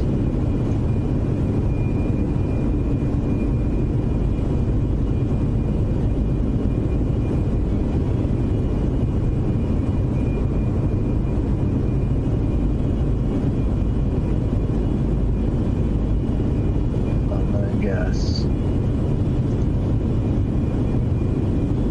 That's radar. Tornado warning. It's our star. Cruising tornado. Pinball hail. Debris. Mobile homes. Blah blah blah. This tornadic thunderstorm remain over mainly rural areas. Radar indicated. That's the second one that thing's produced.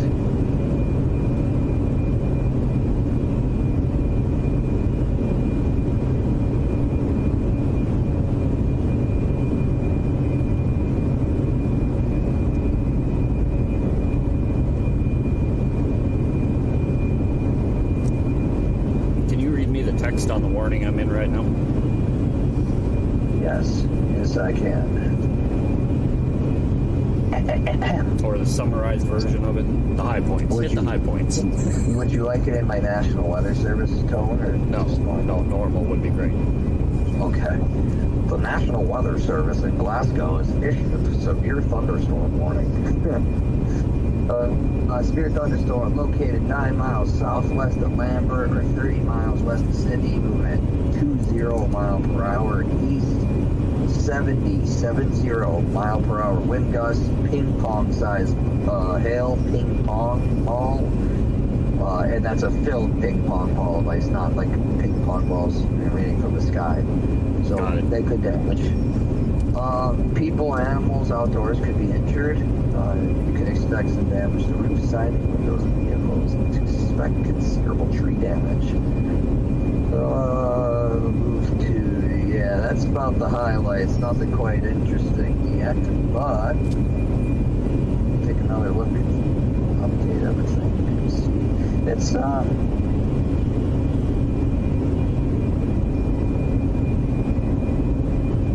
it's getting more and more dense, I'll say that much. Let me get I've been kind of zoomed into the areas here for a bit. Let me get a wider look view of this here. Tracks on that heading almost due east, or do they got a northern component to them as well? I'd almost say they're heading more southeast. Okay. Growing northeast, running southeast. But it looks like it's kind of capped off in the growing department as far as like covering a wider area, but it's getting more dense. Got out of there at the right time.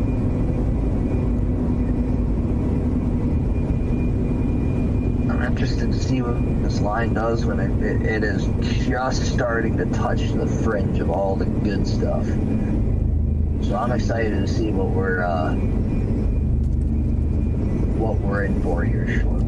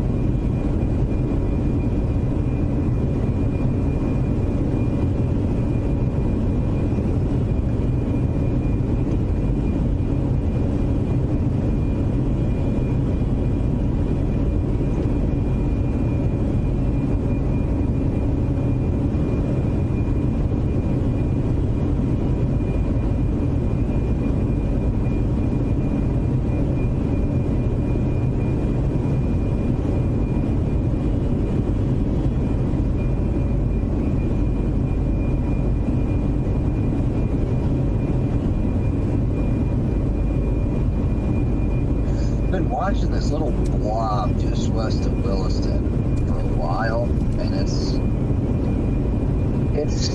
not done anything. It's just kept itself as a blob. Well, it's definitely in the zone. It might just need a little help. Well, either way, that's gonna miss me. And the line that is looking like it was coming our way is splitting in half. Some stuff's running up to the north, and looks like I might not even see a storm today. If this stays on track.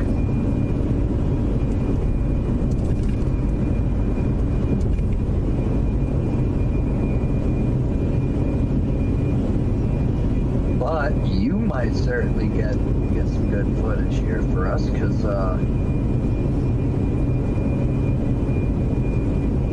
this guy's intensifying a little bit, elevating. It's kind of sucking the stuff out of the storm behind it, which is good for us. You'll run east. Let's see where that would put you. If you run east, that puts you here.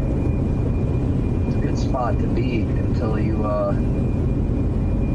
run out out of east, but you could run north to get, yeah, you could stay right just on the north side of this thing if it stays how it's going. I'd stay east on that road because it looks like the heavy core of it is south of that, what's the highway that's running east out of Sydney? 23 turns into 68 at the state line. Okay, so gonna, if it stays consistent,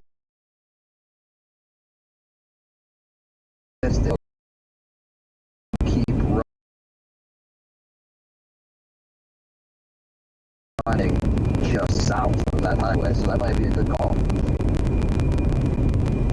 Yeah, we got out of there a little earlier than I wanted to. I just couldn't handle the dog barking. Yeah, no, that's okay. This might be a better play anyways, because you can sit back at the original spot and watch it catch up to you, get some of the exhaust from it, but it won't be nothing, and then follow that thing east. But it's, in the last few scans, it's really kind of going southeast. It's wild. You got a storm southeast, a storm going northeast. Those are the two tornadoes. The line going north, or sorry, a partial storm going southeast, and the line going northeast, and the bottom part, like it's going in different directions, northeast, southeast, in different parts of it. It's kind of wild. Right.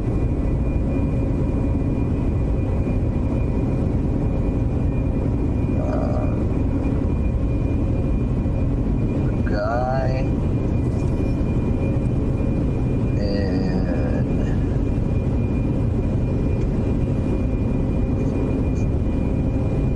keep my eye on this northern stuff. It keeps throwing off tails.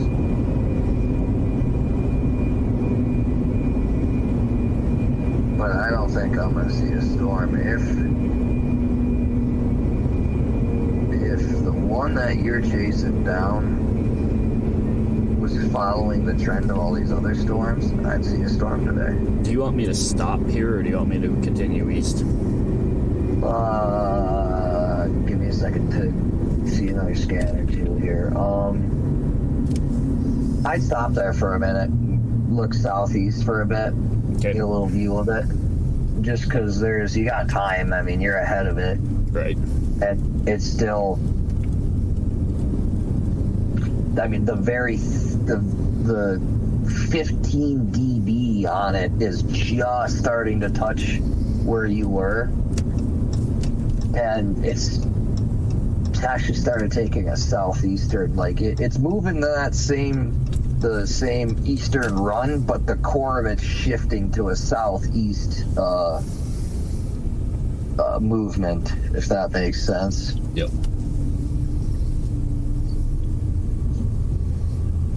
Let's see here.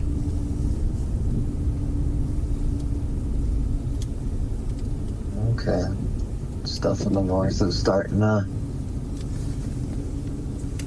line a little bit. It's like it wants to. Over by Vita, north of Ritchie, there's another little one starting to do its thing.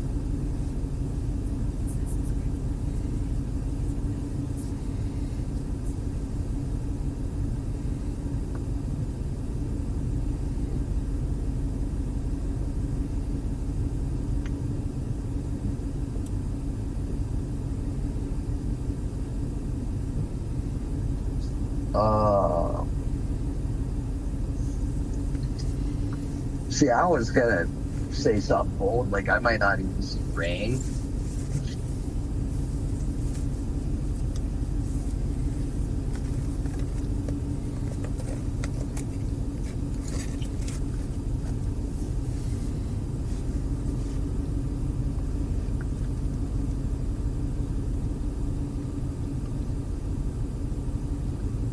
But what's unpredictable about this storm is one scan you see a little dot, and a second later it's severe. And that little gap, when I look at everything GR Earth is telling me, that little gap in a circle around Poplar, Ritchie, Lambert, and Culbertson, it's got everything needed to do something interesting. But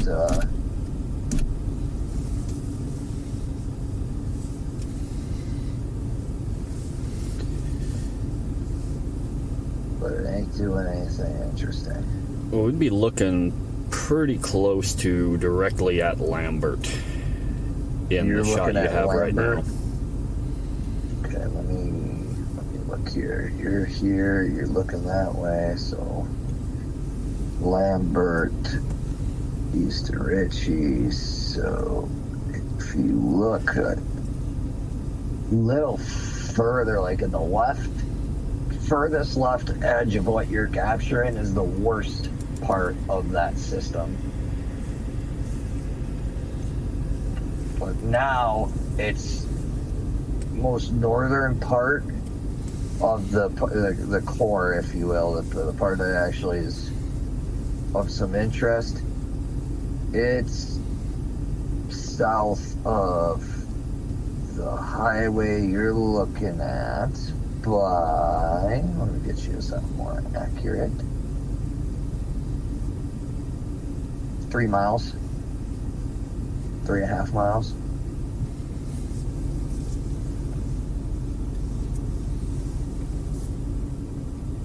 If it does that, if it maintains the trend it's on,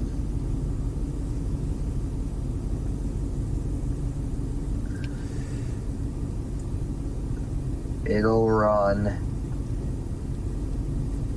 right here. When it hits the river, it'll be 4 miles to your south, and that's the furthest northern part that's hitting 50 and above dB.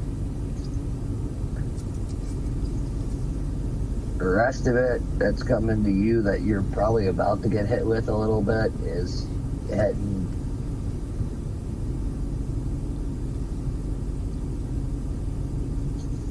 upper 30s, very low, like 42 or below. So you are not in bad shape just sitting there. But in the last few frames, the line that is behind it is actually growing and lining up, and that you're not in good shape for, because if that lines up behind this one, you're gonna run east all the way to Fargo if you're not going to get hit by it. It'll be interesting. These next 15-20 minutes will be the more interesting part of this entire system, because that's what will tell us if it's going to join up and really start getting crazy, or if it's going to keep this sporadic, everybody do their own thing. It's not that I don't want to get hit by it, it's that I want to be in control of the situation when we do. Right. Because like you say, there's no way around something when it's lined out as statewide. There's a famous statement once made, and it was, Jesus, take the wheel. Yeah, that was a pretty famous one, wasn't it? Yeah, and just, I don't know why I think it applies here, but anyways, I really just, I'm watching this north stuff because, me sitting here in the Tactical Operations Center for the storm, the Mondac WX Storm Center. I want to see some cool storms and such too, but just nothing in this north wants to pop off yet. A couple more scans will tell me what I need to know. There's still a little hope sitting at that Poplar area, like it wants to do, like it wants to do something special for me. Yeah, a chance to look at the radar while you're sitting there and all. Yeah. Just get a quick look so you see what I'm looking at. You got, it's kind of like a, what do you call those things? Oh, like a U-bolt connected to a stick, and the U-bolt part of it Okay, that is running. yes, the old U-bolt stick formation. I'm tracking with you. Listen, if you can't handle the scientific jargon that I'm throwing out here, then maybe this isn't for you. Pick up a meteorologist book once in a while. Anyways, but that U-bolt part is actually what's about to hit in your area, but the backside of it's starting to fill out. That's what I'm worried about, because I want you to. You can retreat east. I don't know if it grow more north or not. If it doesn't, you're in really good shape. I bet you they're going to reissue a warning for that area for the backside of this storm. It's possible. It looks a little scattered at the moment, but Yeah, it is. But that, I'm thinking in the next few frames, look at the clouds in the top part of your stream there. Is that rotation at all, or is that just no. kind of looks swirly? No, it isn't. No, you got me excited. Just dumps an F4 right in front of you. You don't even have to work for it. Meanwhile, I'm sitting here in partially sunny weather in Williston. Look, you had the opportunity to come with, but I'd be pissed if that happened. Yeah, what? Leave my $80,000 pickup in your driveway for Sure. it to get hailed? Yeah, sign me up. maybe some of your magic will keep the hail off my house. That would be helpful. I've got to be there, and I wouldn't want it to hit there. And if I wouldn't want it to hit there, it would absolutely hit there. But go up to a gas station, sir. You can't leave your vehicle there. I'll be back in like 3 hours. It's fine.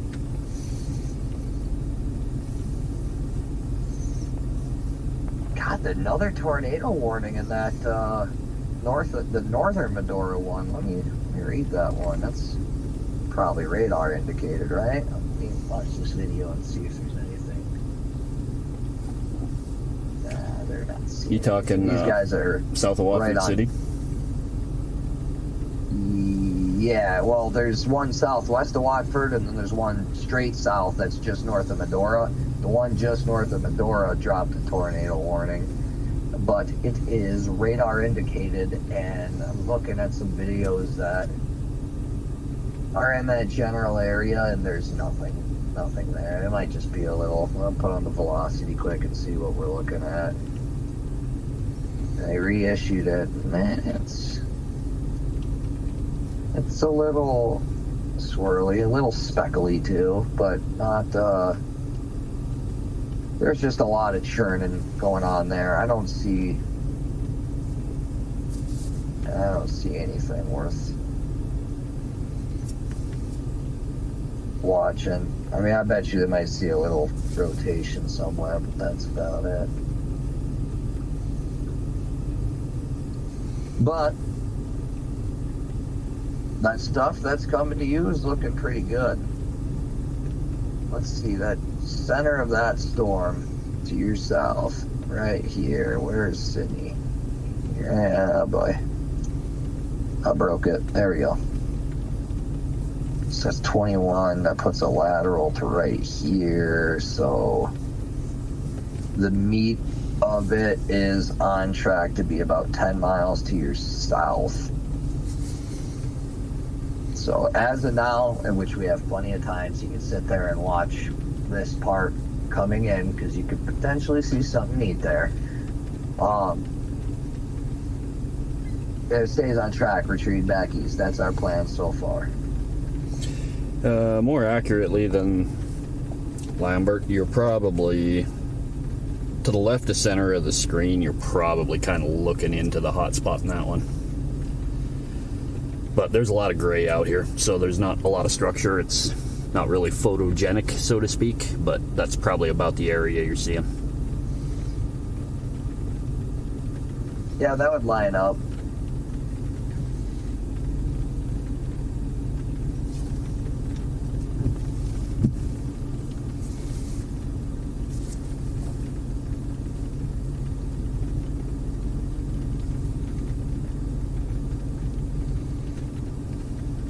That would line up. All right. Getting a little lightning now. Yeah, I'm going to zoom out a bit on everything, just get a bigger look at this entire system. The north stuff is finally, last few scans, is getting a little more dense, except for on the perfect parallel that would be to my house, because I want to see a storm, and so, you know, it's not going to. Let me check GR Earth. Yeah, there's still plenty of good fuel for this stuff. Where it actually really starts to look interesting is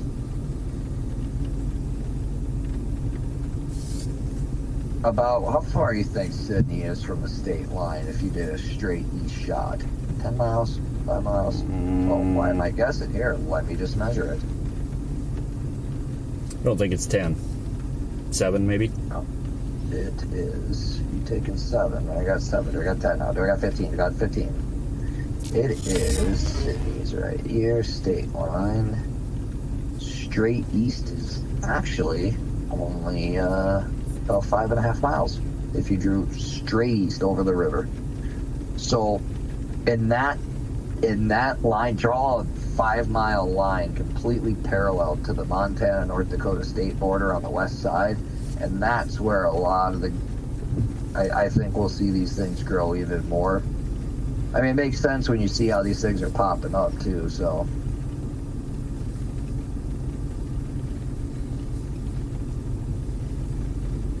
we'll see when that flows on over. Let's take a look. Dickinson. That Dickinson storm's still got a little bit of a core to it, but it's kind of losing shape. Actually, what's really interesting is the 2 tornado warning storms, the storm, which only one's active now, are both looking to merge with each other just west of Dickinson. So if you're watching anywhere in the Belfield and South Hart area of North Dakota, I would take a look at your radar and pay attention here, because you've got 2 severe thunderstorms, both of which that have produced tornado warnings, and one of which has an active one, and they're coming right towards you. Another tornado warning, Billings, North Dakota. That doesn't make sense. Billings County. Ah, Billings County. That would make a little bit more subtle sense. But important difference. Yeah. And of course, because I clicked it, it switched over my radar, and I lost all my historical data on that. That is unfortunate.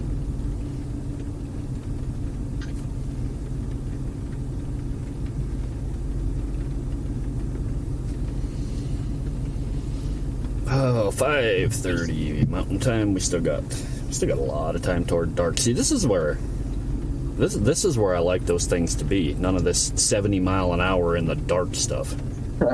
You got 15 minutes to get a good shot before Right. you're just driving and getting a strobe light flashed into your face for an hour.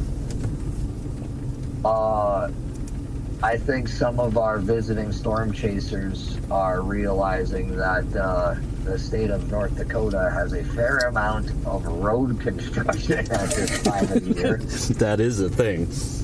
Yeah, for anybody visiting in the state, visit ndroads.gov for the latest updates on construction, road closures, and weather conditions on the road. You know, Absolute necessity in the winter out here. That app is the greatest thing ever. When it comes to the winter, I check that every day. Yep.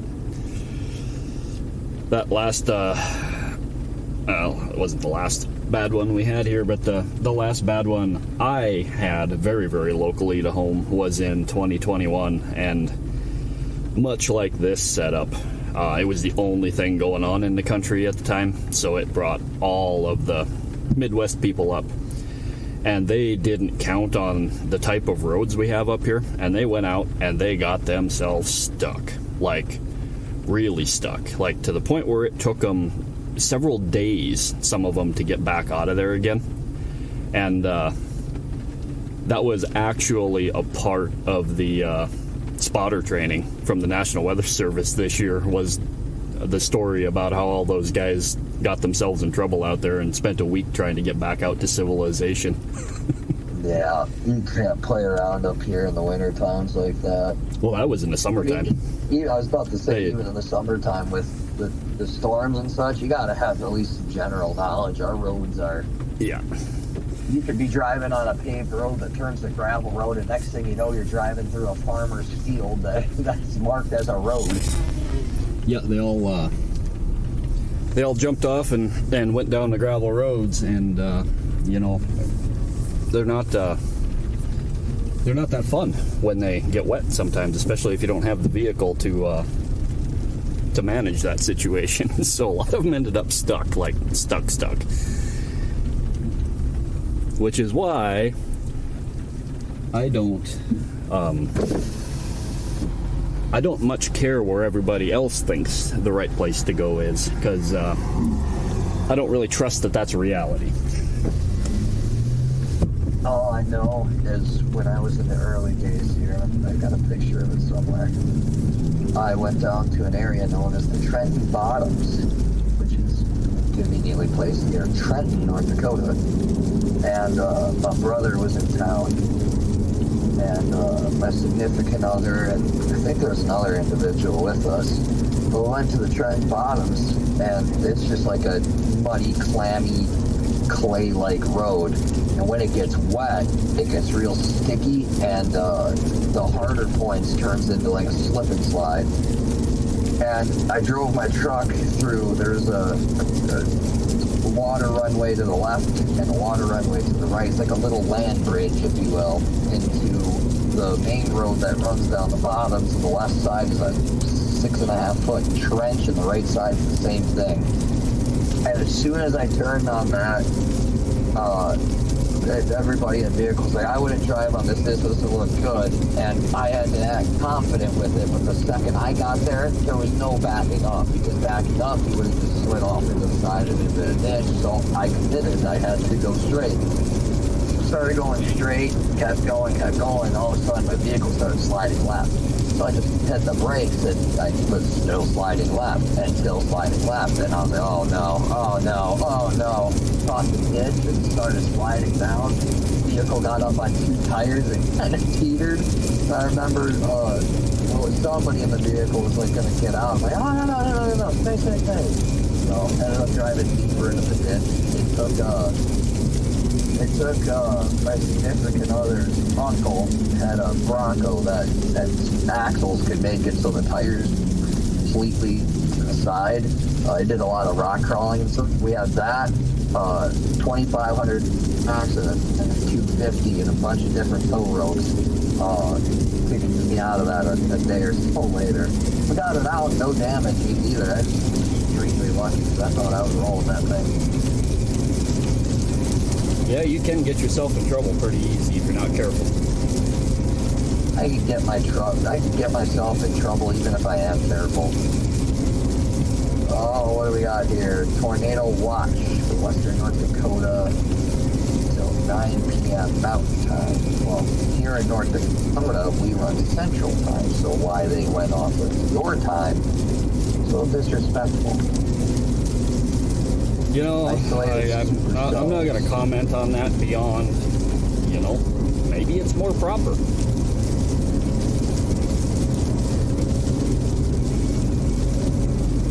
No, it's not. I like being on the furthest western point of the Central Time Zone because it gets dark at like 11 o'clock over here. Some of my favorite things about living in the state of North Dakota, western part of North Dakota. One, there's no people out here, which is phenomenal. If you haven't lived in an isolated area like this for a while, I implore you to give it a shot. And 2, that sun stays up forever. But the winter times, there's seasonal depression is a real thing, and it is tough living out here in the winter times. Take, the weather itself, negative 50, negative 60 degrees, 40-mile-per-hour winds is enough to make anybody miserable. But then add that you get about 35 minutes of sunlight a day. I think maybe 8:30 sun rises and 4:35 at the worst time sets. That sound about right, or am I a little exaggerated? No, that's not far off. Yeah, that's rough. Oh, a new tornado warning in Louisiana. I'm not gonna switch my radar to look at that one though. So when you zoomed out, you really meant it then?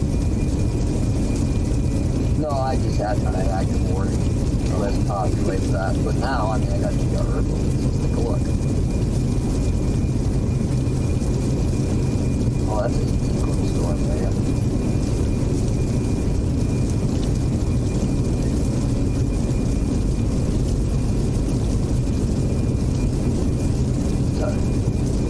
It's a tiny little storm, but it's a powerful one down there in Louisiana. We got Florida getting some hail and such. Anybody on a boat on the Gulf area, be careful. Not Gulf area, sorry, east of the Panhandle. There's weather there. Utah and Colorado looks like they're having a little system too in the Grand Junction area. Our system,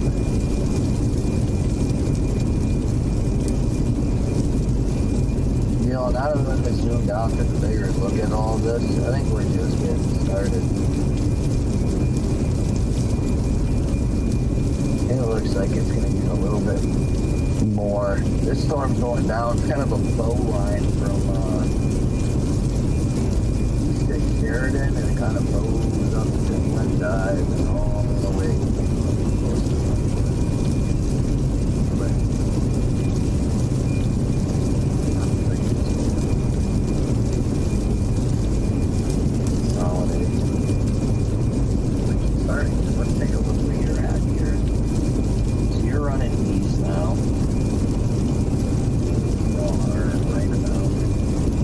State line. That is the state line there? Yes. Okay, you're getting followed by some stuff. You actually directly to your south, the last few frames have something rapidly growing, and it's growing north. And then ahead of that is another one that it's not really growing, it's kind of diminishing a little bit, but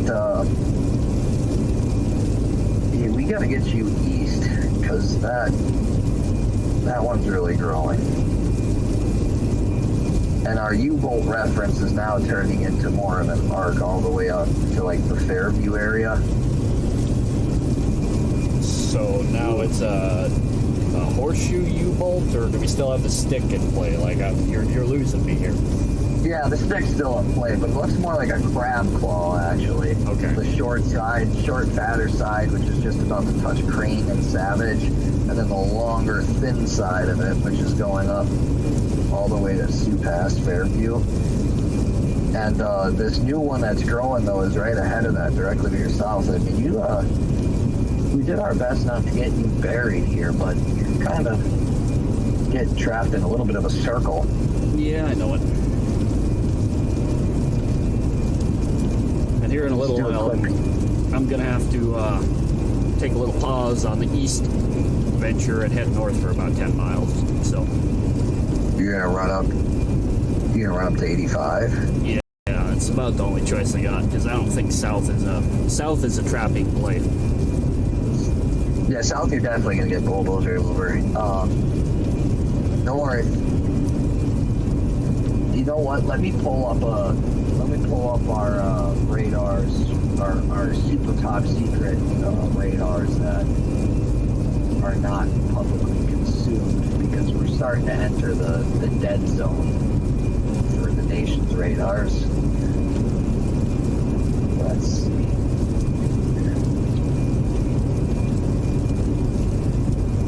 North Dakota. There we are. Alright, let's take a look and see what our super secret private Doppler radars are saying here. I mean, we have to, you know, the water authority gets to use them, but they're really, they're on a lease agreement. yeah, they're really ours. All right, so they're telling a pretty consistent story.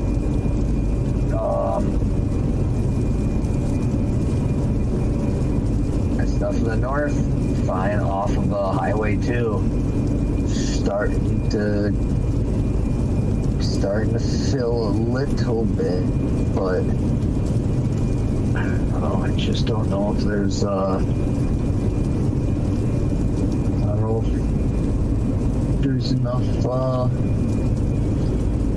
of some pushing force to really get that thing going. It's close.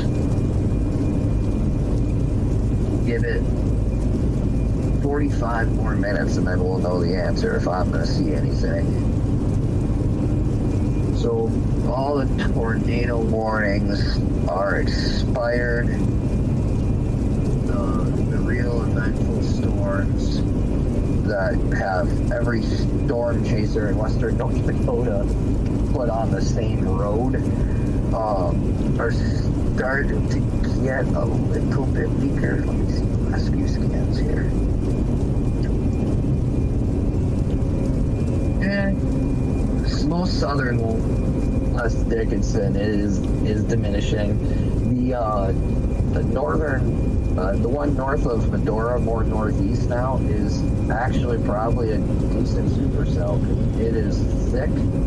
It's got a solid core. Let's get a volumetric scan on it and see what it looks like. It is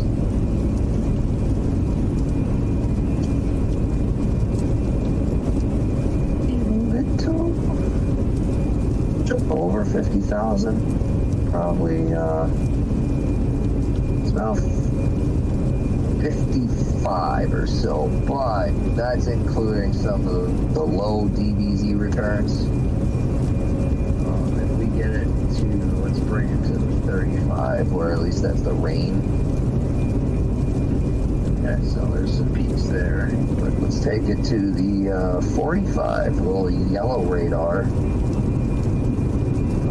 On your radar, where it's actually,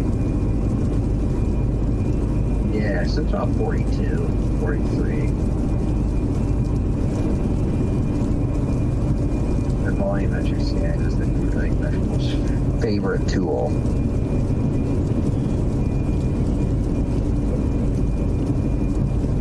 What's that do?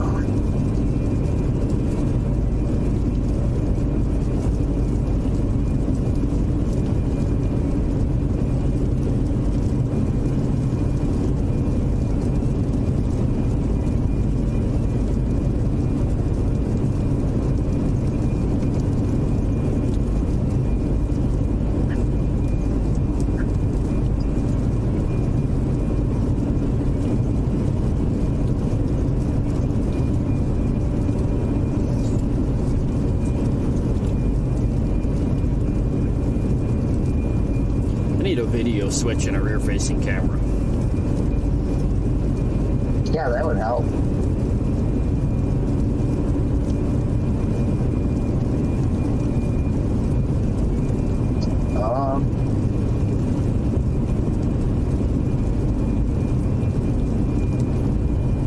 Yeah, that system's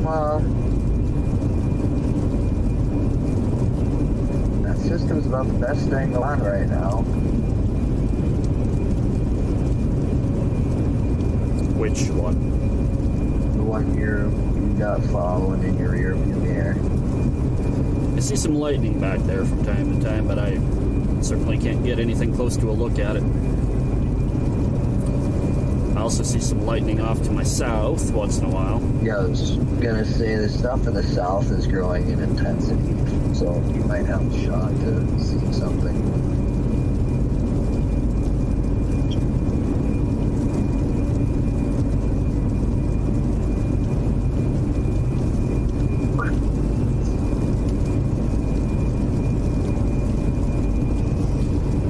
Buffalo going to be safe haven for a bit? Or do I need to come up with another plan? Yeah, how long you want to sit there? Unknown. You guys had some time. It's still... Check the speed on it quickly. If they've slowed down to 20, we should have made some ground on it. But if they're building at the same time, it's hard to say. Yeah, they're building on your south. That was a nice lightning bolt. But they're kind of sucking. They're kind of sucking into the main front, which is just now getting to south of Sydney. Call it a line. So as long as it stays doing that, you'll be fine. But either way, moving at 20 miles an hour, you'll have time to move.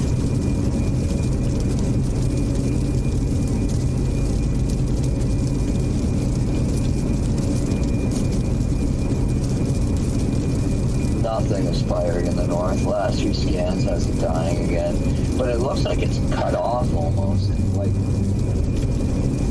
the radar is being blocked in that area. Like, I'm looking at the Wilson radar, and all of them are telling the story that I'm not going to see anything from. This would be a great time for a Epping weather update then. About 10 more minutes, we'll know if I get a shot. But, actually about 20 more minutes. I haven't heard anything from our Epping audience lately. Maybe Stream Elements got really irritated. Oh, there he is.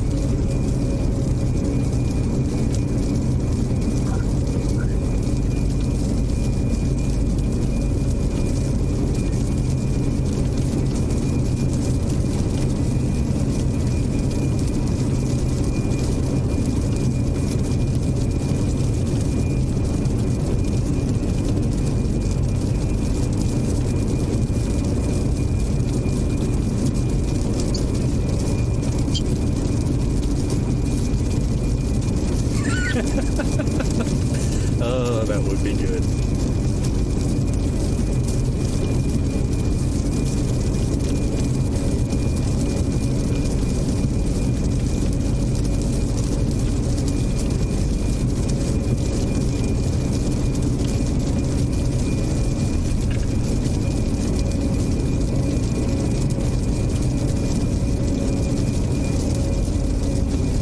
Can't seem to shake this little fringe rain we're running with. No, you're gonna have that with you pretty much all of your eastern movement. I mean, by the time you make the bend, you'll probably get some of that too. Well, it's gonna be interesting. It's starting to line out pretty good now. It'd be really cool to see it start lining north.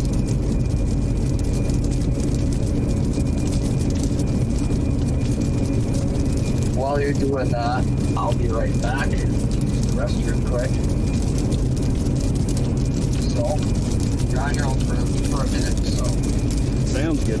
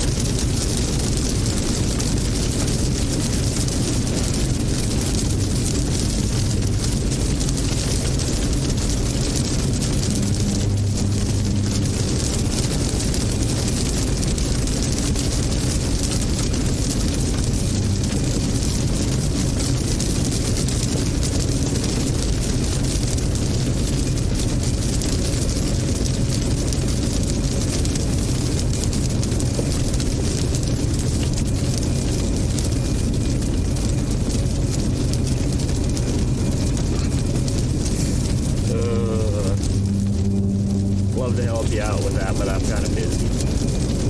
Your weather report guy will be back in a minute.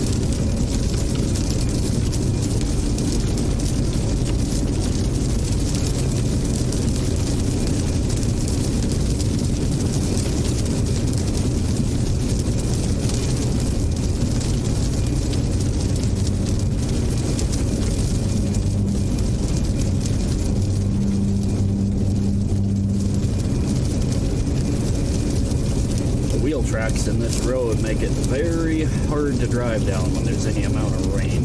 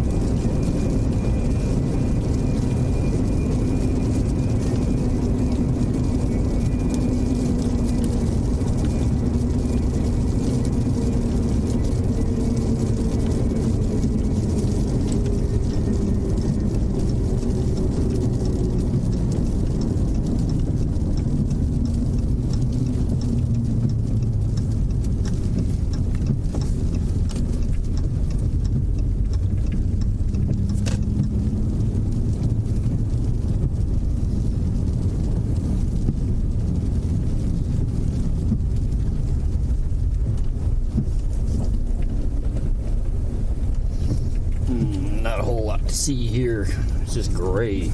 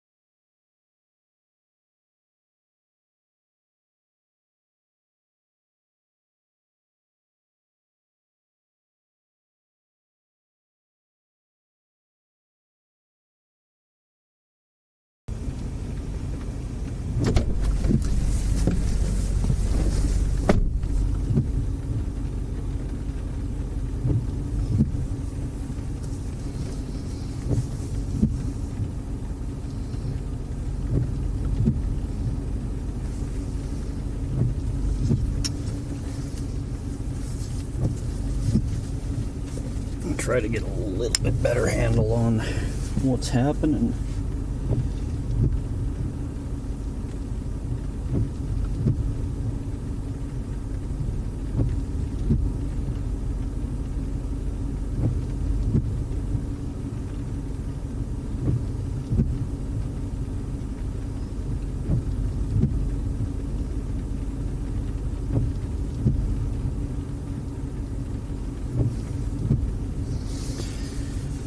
Nothing we got to be too concerned about right at this very moment.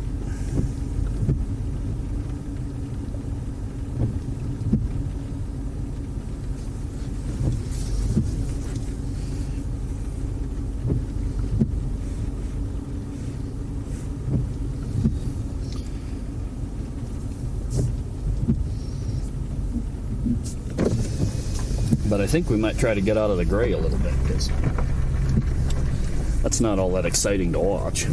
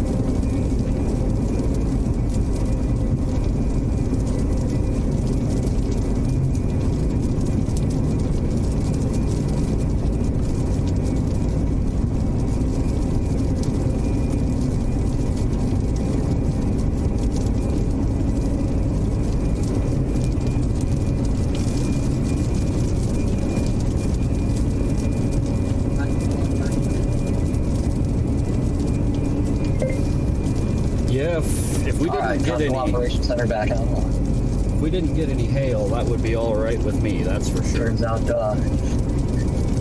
I wasn't the only one that had to use the restroom. Ah, that will happen. Yeah, I'll have to have a child.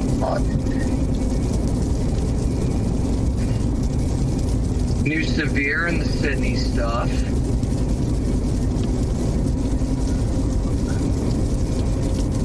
For me,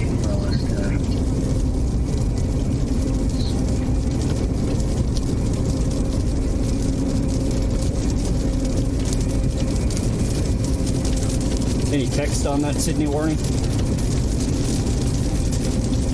Checking right now. Bear with me. Yeah. The severe thunderstorm warning. 70-mile-per-hour gusts, dollar-sized hail. All radar indicated. And simple enough.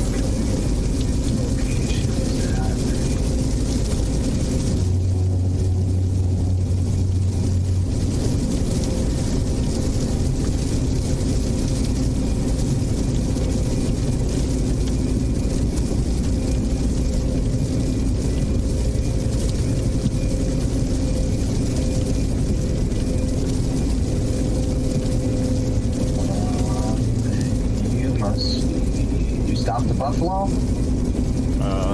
About Or you're not there yet? about 5 miles out. Okay, so you're sitting here. You're on the northern run. If I run behind you, the storm's gonna be behind you. Gonna stay south. Stuff in the north is doing some interesting stuff. But the big concentration of it's south of you. All we were seeing was gray, so we decided we needed to get out of that. South is starting to do some, or sorry, the stuff around Williston is giving me a little hope.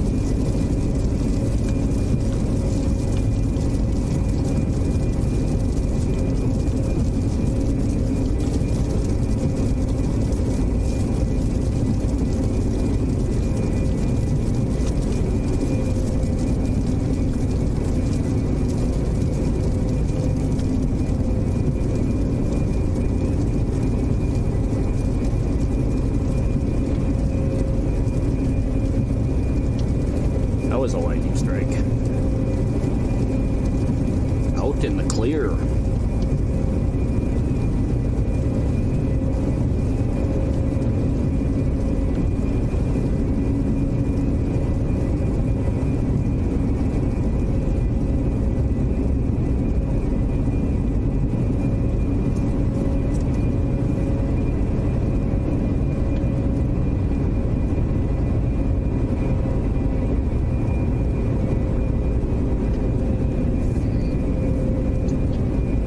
Let me get.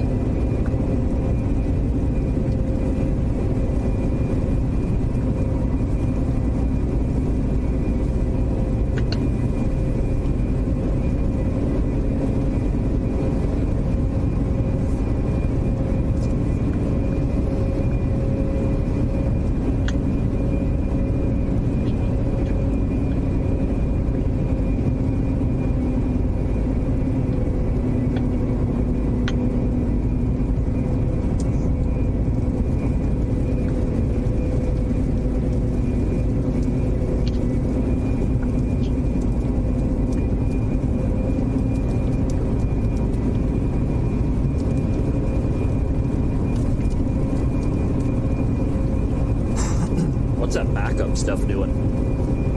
That's what I'm looking at right now. Bear with me. I'm seeing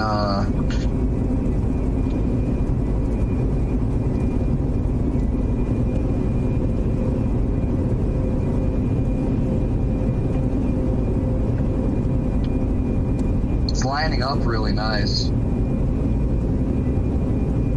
But it's lining up like south of Watford. It's kind of swinging in together and all really lining up, so I can't quite figure out what it's going to do yet. I'm thinking it's going to fill in on the north part of it,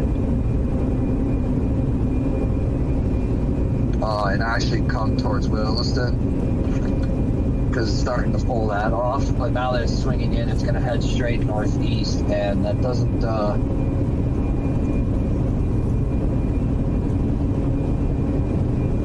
I think it's going to go between Alexander and Watford, the worst part of it. That's kind of what I'm thinking.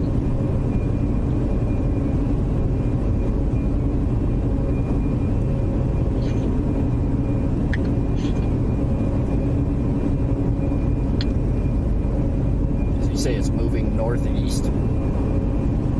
Yeah, more so east than northeast. Okay. It's growing north, which makes it kind of feel northeast, but I think I'll leave it at that. It's northeast.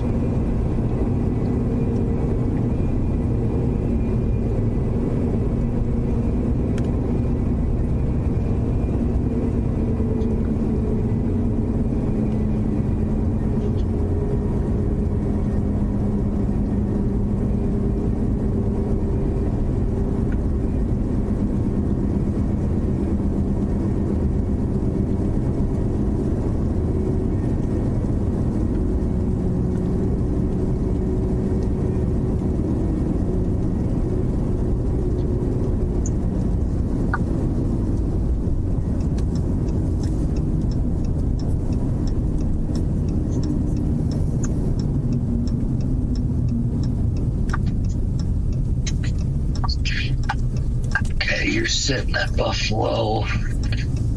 I'd turn your vehicle around, look south. South? Yeah, it'll run south, southwest. I think it'll run, and I think a quarter of it's going to run past you to your southeast area. There's a little northern branch of it that's dropping hail, and that'd be just north of you. As of now, you're kind of sitting in what I'm expecting to be a little null pocket. Oh, last scan came out, and it's actually growing right towards you.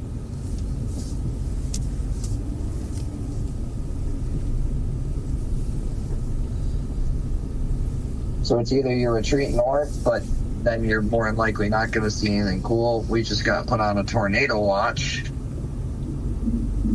I don't like the south views. I don't know if I like the west views either. Yeah, so I mean, I'd almost run to Watford. Puts you in a better spot, but also puts you in some risk. North is starting to fill in. You're getting in. You're getting in. Wow, this thing lined up all the way past Bowman. It's south into South Dakota, all the way up to north of Watford, and it's starting to grow just a tad bit to the north. So it might be something interesting.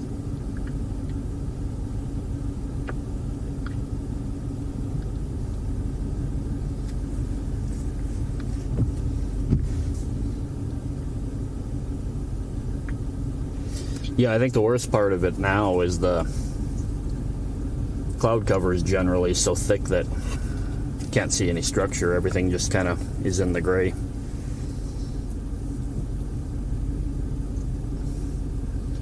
I mean, yeah, but there's a lot of churning and swirling, man, just south of you, southwest of you. Let me check the velocity.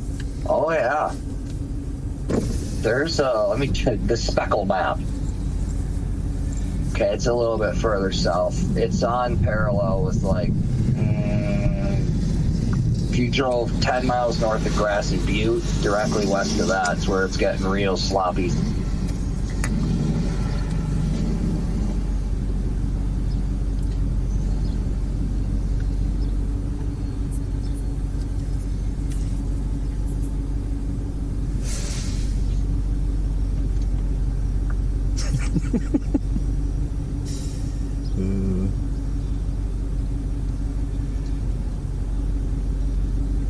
Oh boy. Some things are just comical. Just a future statement. Due to political reasons, we will no longer be providing weather forecasts for the area known as Epping, North Dakota.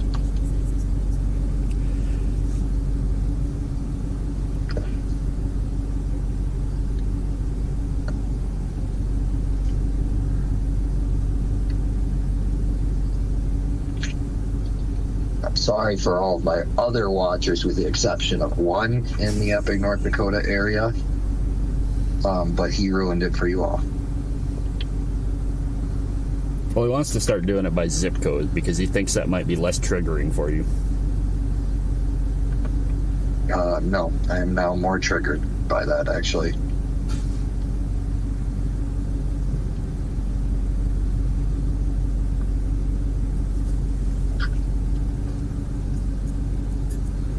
You know how much effort I put into getting my new landscaped yard to a certain point so that this storm wouldn't impact it as much and all this stuff, and this is what I get in return. Sounds about right. It's just not fair.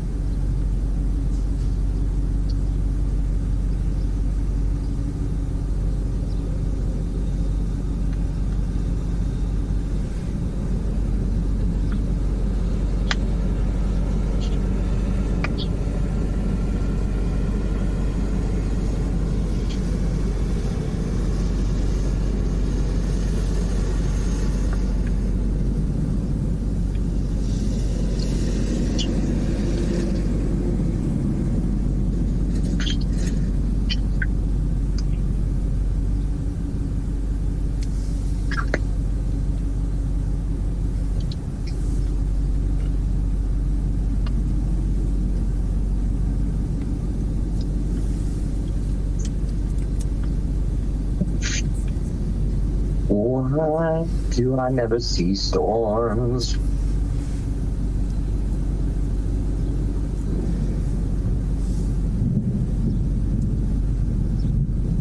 Mm.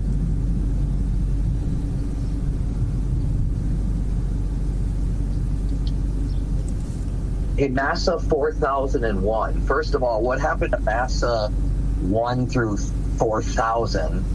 And 2, why don't you help me landscape?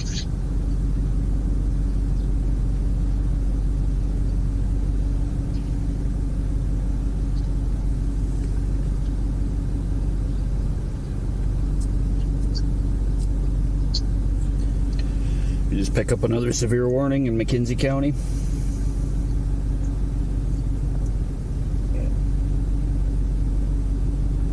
If we did, it did not update on my end yet.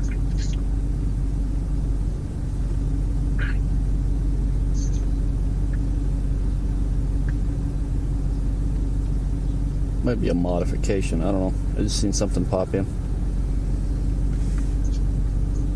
What's that? I said it might be just a modification to an existing one. I don't know. I just seen something pop up. No. It's hot. It's live. It's the National Weather Service. 70-mile-per-hour wind, quarter size hail. Quarter size ain't gonna do nothing to the old power wagon. That's right on the edge of damaging.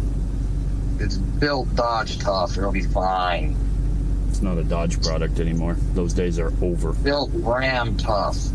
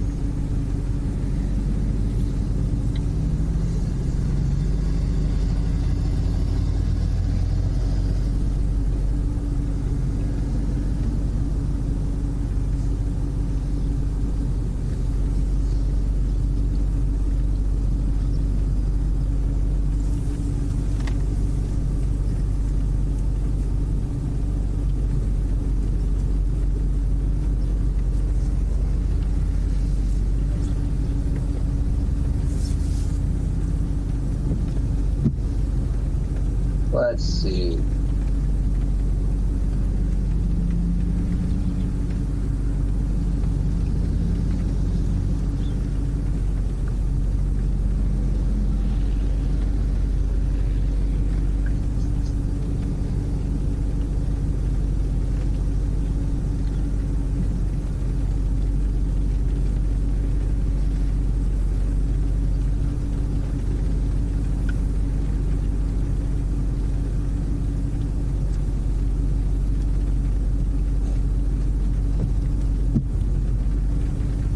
You know, the strangest thing happened.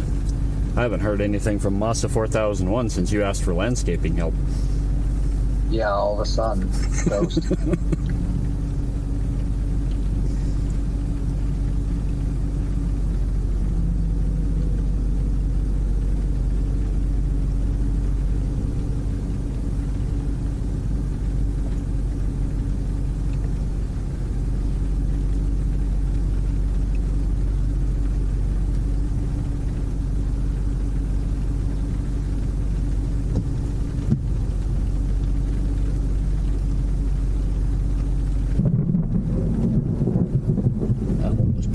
By.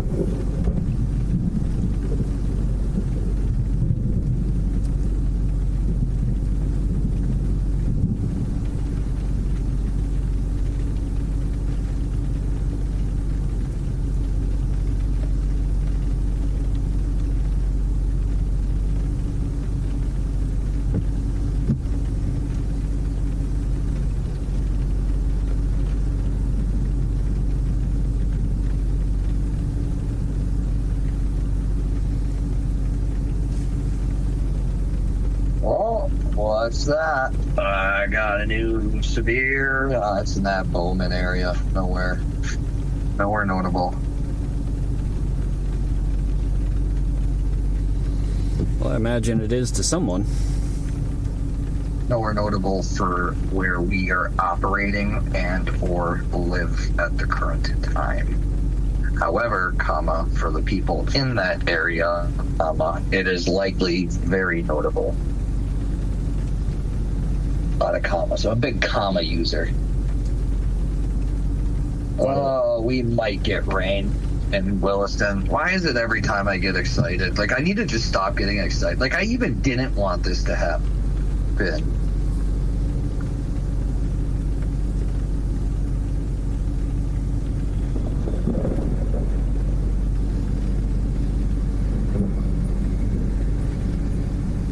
A lot of about 1 mile distance lightning strikes.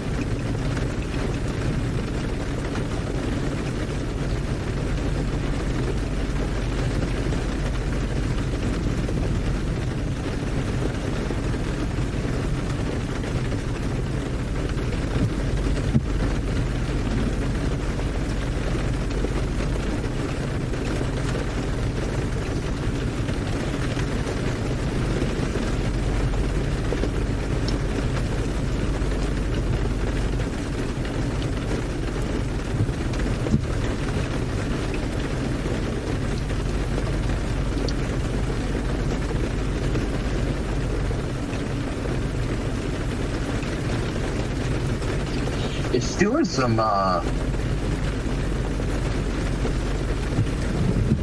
weird stuff.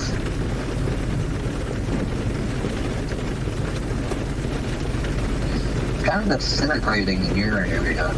Yeah, it is. It's kind of trying to line out. I mean, it's on the stuff. I mean, it's filling in real nicely down on the Dickinson line and everything. But, I'm hoping it's staying left here for you. It's just north of Fairview. This one little storm just popped up. I mean, maybe that's what we put some stake in, unless you want to start running south. And I mean, you'd have to run to Watford right now. I don't. Where are you? Let me see where you're at. You're still Buffalo? Yeah, that. Are you in south? That south thing is it's kind of a difficult play. That's the situation we run into.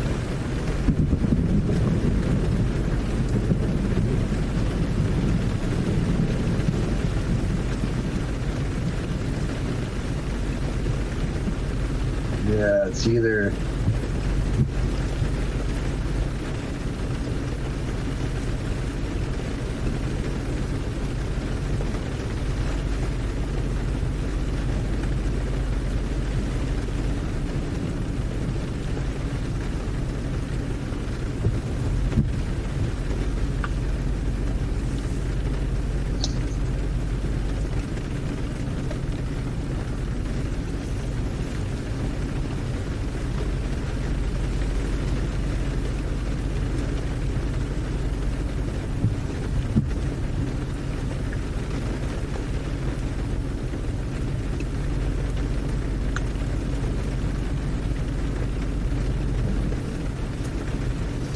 What is that little thing just to the north, northwest done last couple scans? Is that a grower?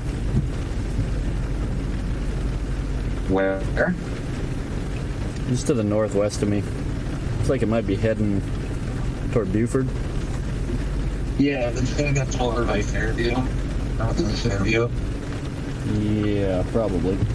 It took a core and off from this store, and it stayed consistent. Went through a blind area, but stayed consistent. That's what I'm keeping my eye on, and that's my gamble. If you're not going to retreat back east, then this cluster of stuff in Alexander's kind of south of Alexander's kind of breaking off a little bit as well. It could do something interesting, and it just took a more northern approach in the last scan. But if you don't want to run with that south stuff, I'd start going north and see if we can't get in front of this guy. That's the only thing, unless you want to start running south. And if you're going to run south, you're going to have to run south. But either way, you're going to be behind it. Yep. You'll be in this. Yeah, no, it's running actually on like the killdeer line. So it's either sit tight, see if this thing that just broke off southwest of Alexander comes, but it is heading your way. Either way, I think I'd fall back north, because that gives us a chance to watch this guy, because you can always branch off on whatever that highway is that cuts off east. Right. Or continue north chasing that one that's doing something. So that would be your call. We can't run that thing south, so yeah, that killdeer thing ends up being like a 150-mile U pattern to make that work, mostly due to the river, but other factors as well. National Park being one of them. Yeah. They really beefed this storm up on SPC, and all the talk, it was the talk of the town around here. It's got all these storm chasers coming in from Las Cruces, New Mexico, and this is gonna be wild. And it was all right in the southern part, I'll say that much at least. A lot of that is because there just really isn't a whole lot else in the country right now. Right.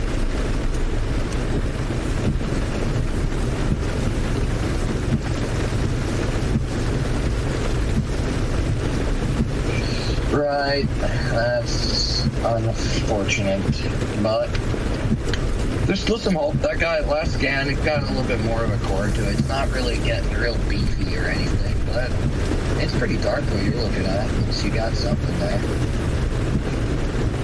A lot of gray. Dark clouds. More lightning. Quite a bit of lightning, really. And some pretty decent rain.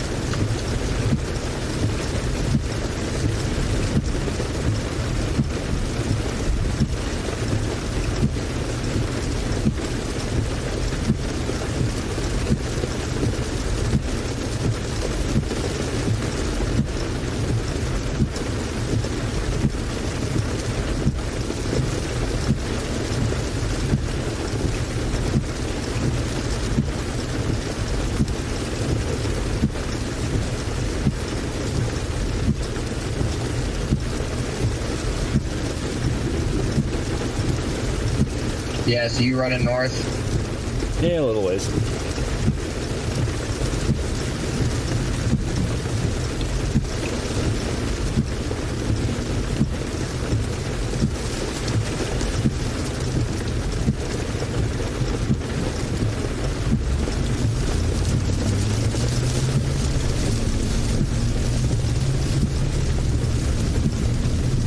Still staying kind of idle. Man, we have got the same results on all this. Sports is on. That's right for us. We should have ran that 95 corridor. 94? 94, 94. Not the 95 north-south Florida to New York. It's still not even as impressive as I thought it was as all the models. Although what I'm seeing is there might be a potential for a little bit of a later storm at like 9.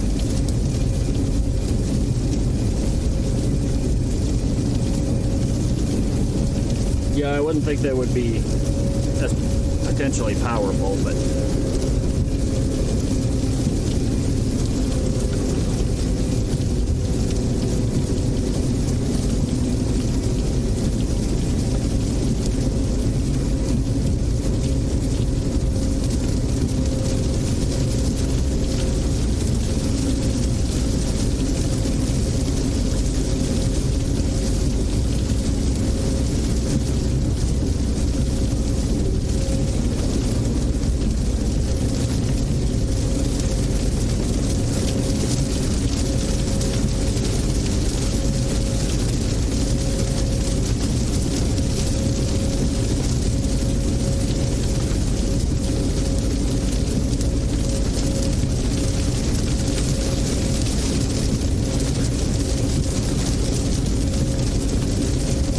how far north do you want me to go? Highway 200 or further?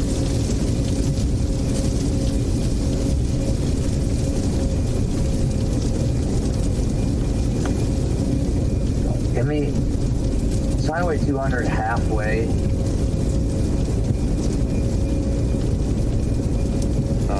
Say again? Hold on, I'm torn here because the thing in the south is kind of sitting idle, and the thing in the north is kind of sitting. They're both staying pretty.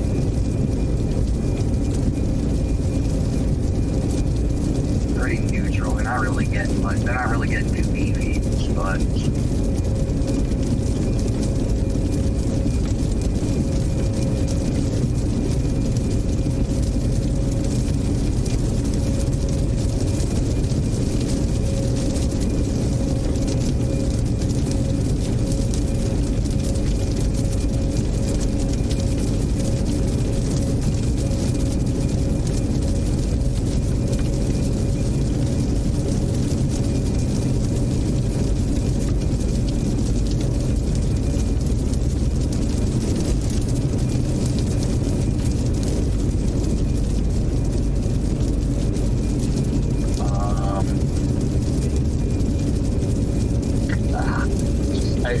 Sit at that intersection for a second. I need to see more. Yes, they're both. The stuff right here south is still kind of crawling northeast, and it's getting.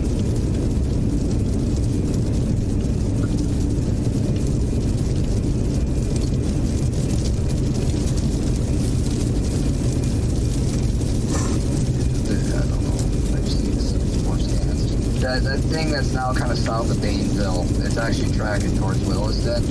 It's keeping shape.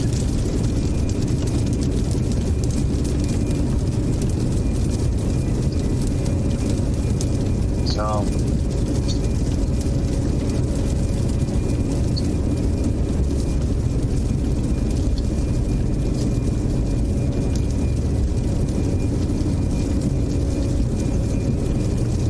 Maybe we're not out of this one yet. That could be worth our time.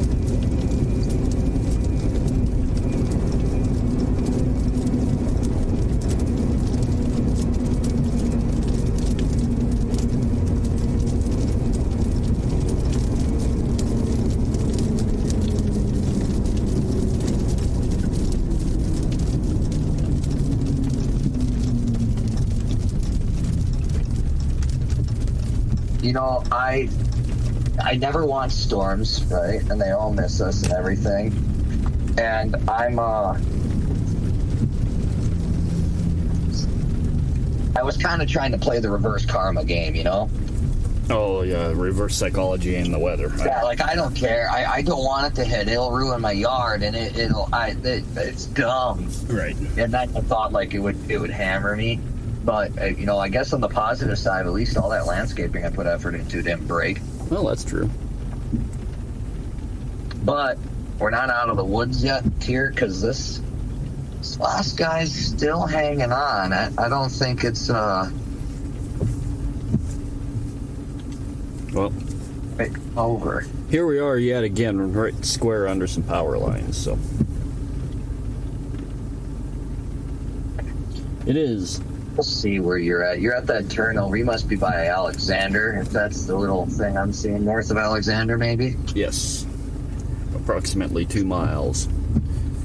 If you're north of Alexander. So right behind you, it's starting to get a little bit thicker, and it's tracking right towards you. Define So behind. Southwest, heading northeast. Okay, that is the way the stream is looking right now. Okay, so that's got 1 pixel of like 65 dB, and the rest is all garbage, 50 dB or so. That thing to the northwest is 55 dB. From what I'm seeing online, and there is.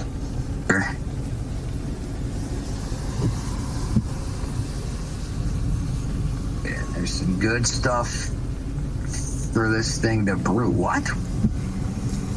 Oh, that's over still in Montana. Okay, so this thing still has a chance to hit into some stuff.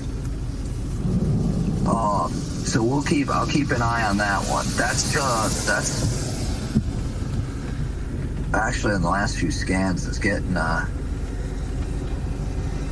so what sucks is the radars, every radar from Glasgow has like some guys having a cigarette on the top of the Doppler blocking this one lane so we can't get a radar signature on it. There is a very distinct line there, and it is always there. I wonder if it's not a radio tower right close to the radar or something. I wonder if like 12 months a year. that got the guy that doesn't have an HOA where he lives was just really angry because they built this, and he believes that the 5G ferries are going to blow up his house or something, so he went and built a giant wall. Yeah, there is If we don't have bad radar cover enough on the Montana North Dakota state line, somebody had to put something to obstruct the one area that I need to know. There's definitely a ground obstruction there, and it is definitely wiping out a whole sector of it, at least at the low level. It's maddening. But you see it. You see it at a couple of tilts, which is why I believe it's got to be pretty close to the radar site. I'm gonna talk to my buddy there. It lost some power, but again, it's not in the good stuff. Yeah, it's chilling at about 24,000 feet. And the last radar, tornado warning, Billings. No, that's Billings, North Dakota, by the way. Billings County. Yeah, Billings and Stark.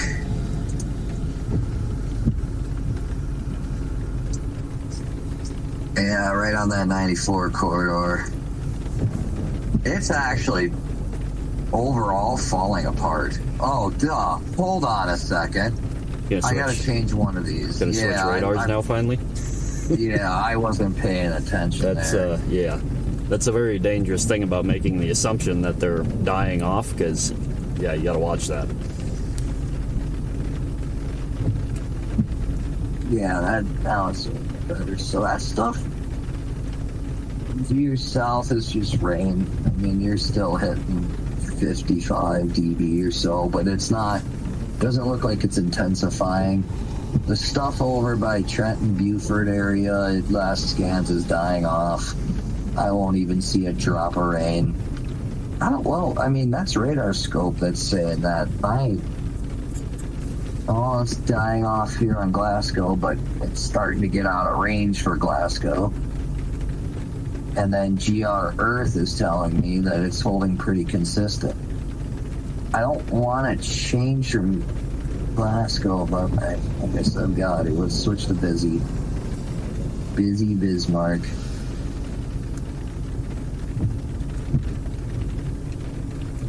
Did that go severe? No, that must have expired.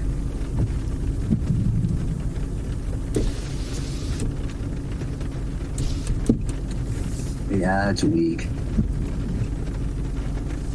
I'm wondering, and I haven't checked it in a bit, but there was a point where they're predicting like a second line coming through or a second set of storms, but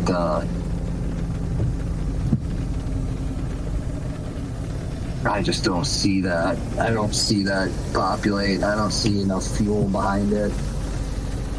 This thing sucked a lot of it out.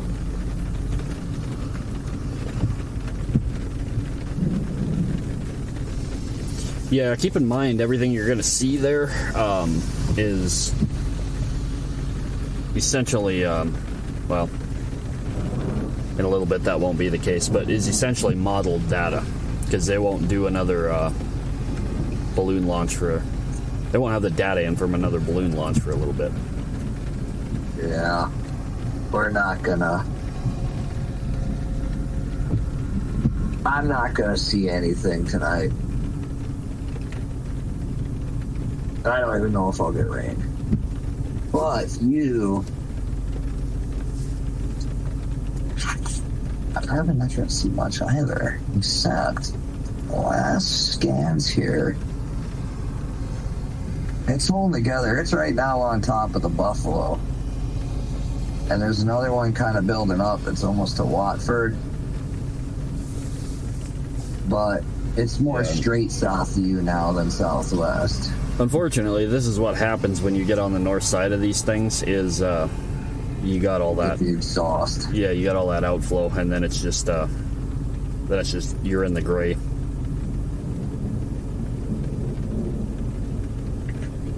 Yeah.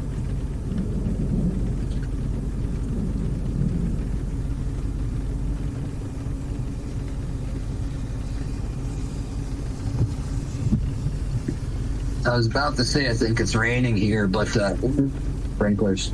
It turns out you just had a timer kick on. Yeah.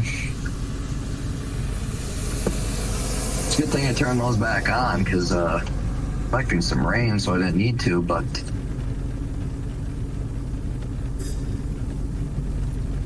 turns out that I do.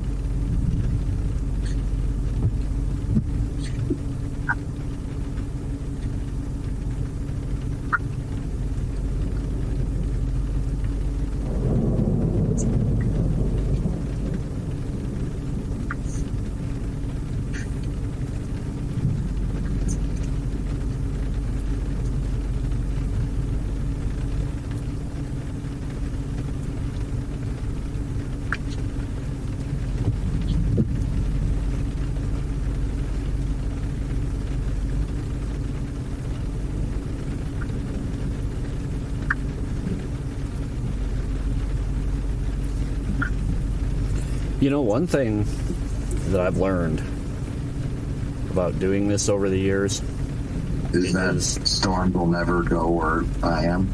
Well, besides that, that's more a you thing than a me thing.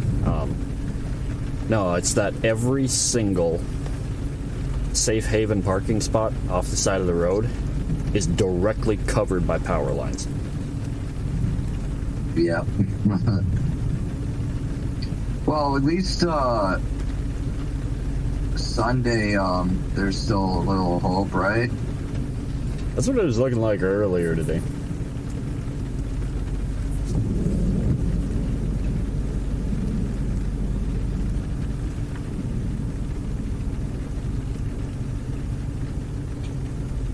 So...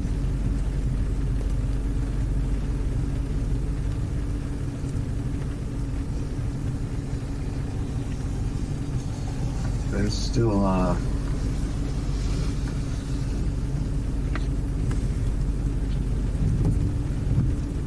might as well look it up. Well, we got some time here. Yeah, this thing, it's not falling apart yet, and it still has a chance to get a little bit more, but you're going to be on the northwest side of it. Right. Which is not at all ideal.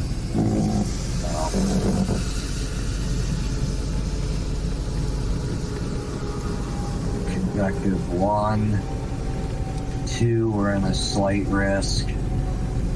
3, we've got nothing. Wow, 4, we are in that. So Sunday be another chance for us to maybe see something good.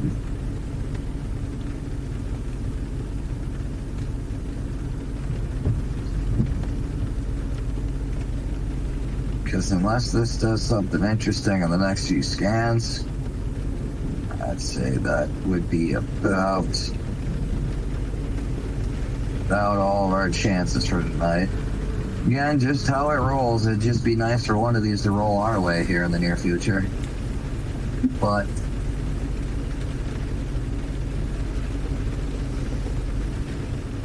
we You know, I see yeah, I've got a little system predicting on that 4th day. I see a lot of wind reports, you know, down south there. Ooh, just got a new warning. Ooh, oh yeah, it extended that out. Maybe you should run east. You want to stick in this a little bit longer? I'm not opposed to it if we've got to play. I'd run east, because this thing, it looks like it's hanging on, and the last scan actually has a building between Watford and Arnegard, staying east-northeast. I think it's not a dumb idea to give it a shot and fight a little bit longer. The question is, and then do what? I want to be on the north side of it, running parallel with it, but... And if a lot of the looks we're going to get look just like what we're seeing now. Yeah, that's kind of what I was thinking, and we're running out of daylight.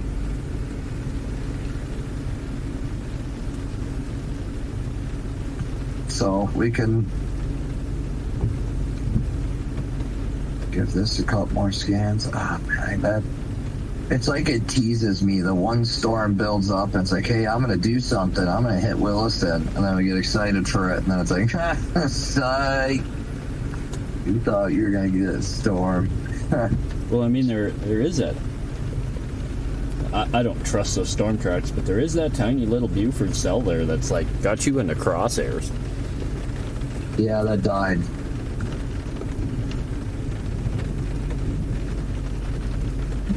Do you see it still? Because I'm not. It looks gone to me. I mean, it's not. It's not anything strong by any stretch of the imagination, but it's still there. I'm not seeing that.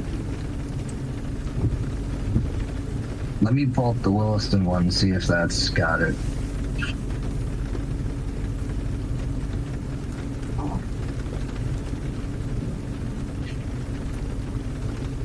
Yeah, it looks like it's dying. It is coming right for us, but I see it on the Williston radar. I don't see it on radar scope anymore. It disappeared. I don't see it on GR Analyst 2, GR2 Analyst 3. And then I do see it a little bit on Earth, but it's dying.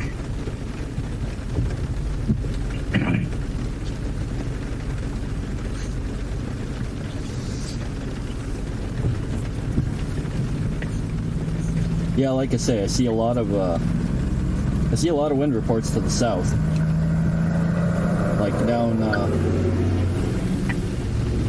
almost. Yeah, 68, 57, 91 mile per hour in Buffalo, South Dakota. And how was that measured? That's a burst. What's that? How was that measured? Should tell you down at the bottom of the text. Where are you? Because Buffalo doesn't have an airport. I don't think. Maybe they do. This is an extremely dangerous situation with tornado-like wind speeds. High profile vehicles, blah, blah, blah. Man, they were... That one was a banger.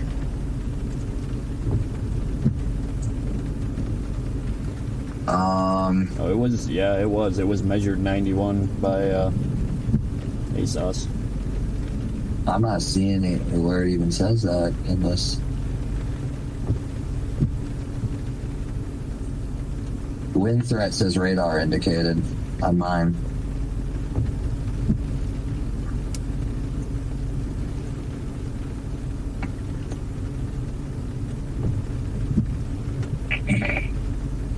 .8-mile-an-hour gust in Bowman a while back. That was weather station reported. 60 mile west of Dickinson a little while ago.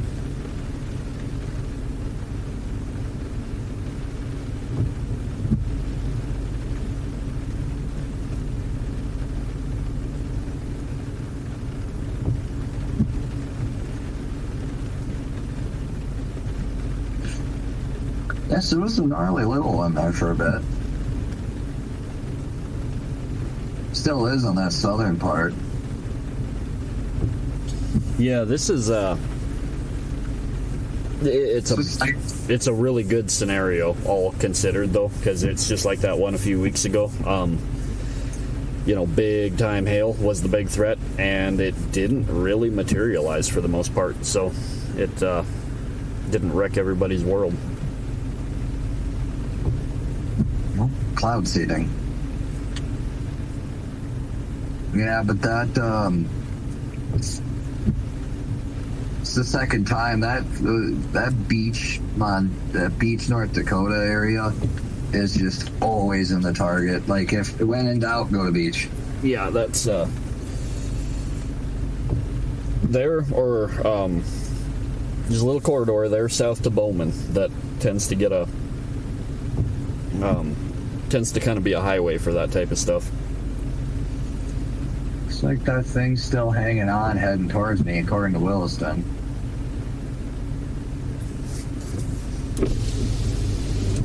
But I'm not seeing it in analyst. I can't even get you a look at it because all I see is gray.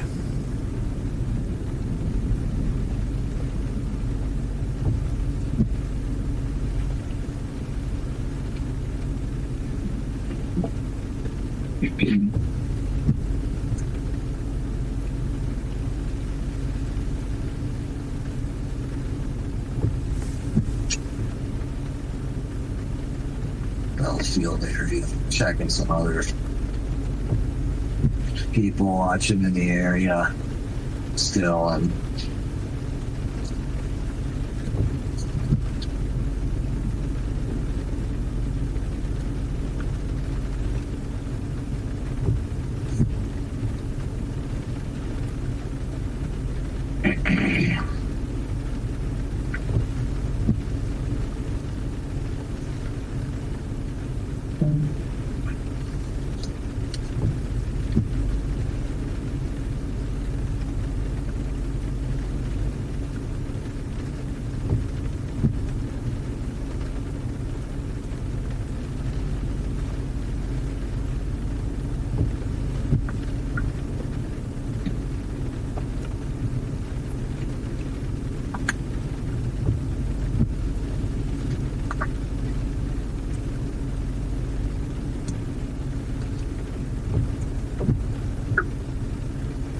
I gotta say, I'm not surprised to see the wind reports down there, though, because that does have a bit of a backward C shape to it.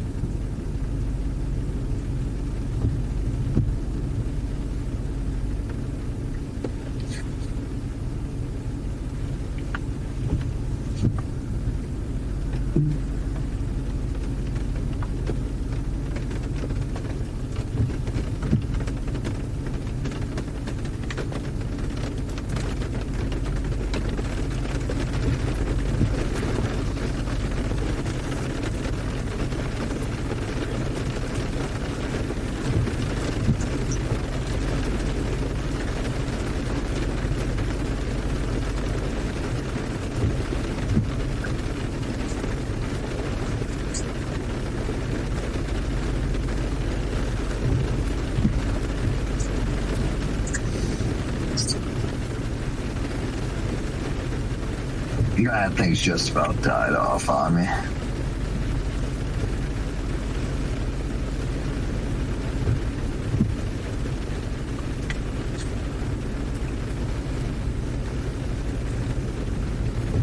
I think that's it for this evening. Unless you can get to Bismarck.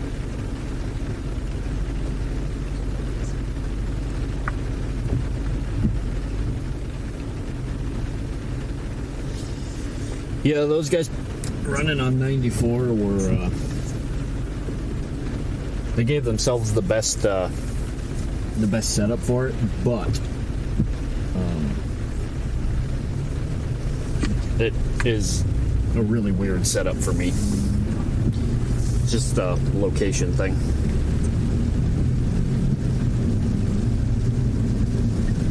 Yeah, no, I hear you. But,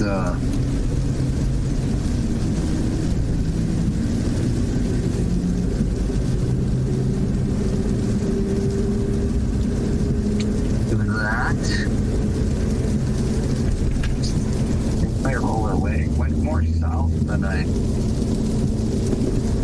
was really expecting that to line up all the way to us in the north, you know? Yeah, and it could have. Just wasn't in the cards today. That wasn't completely out of the realm of possibility. That's looking at all the models. I thought for sure we'd see this thing climb up, but just as it grew and grew, each time, every single time I looked, it got further and further south. I was like, well, maybe it'll pop up, you know, it'll grow.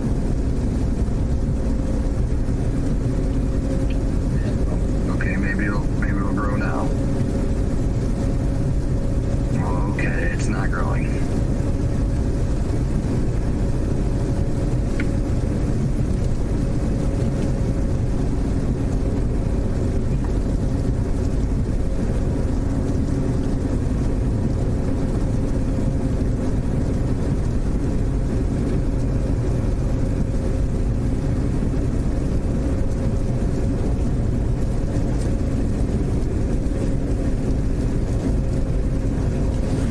We did get a little bit for a little while when we were down south, but nothing too exciting for sure.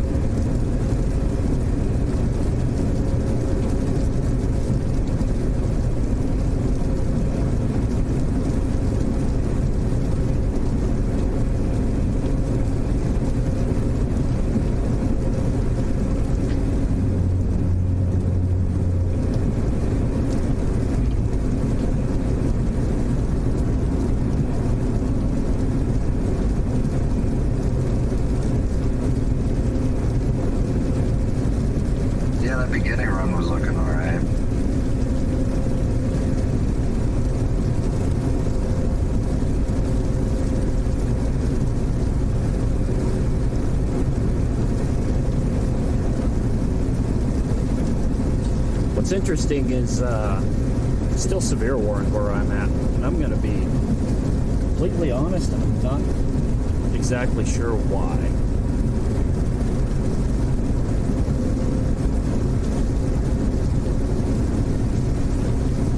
I think that thing's going to merge, and I think it's going to become more powerful.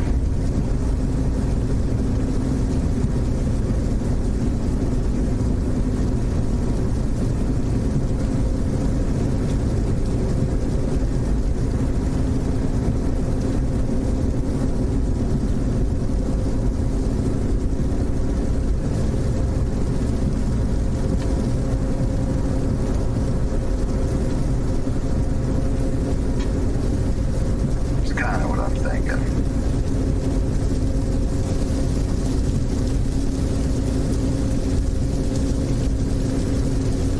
I don't think it's completely out of the mix.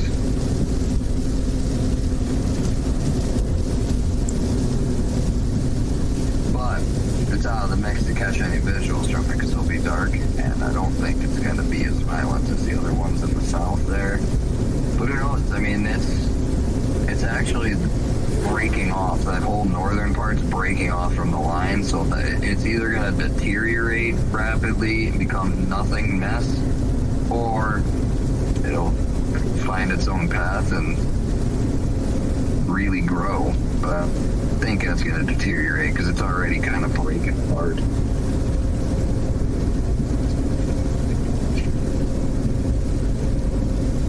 Yeah, it's hard to say, you know, unless it's at the very leading edge of stuff, because there's been stuff out here for a while now, so it's kind of tipped the balance of things a little bit.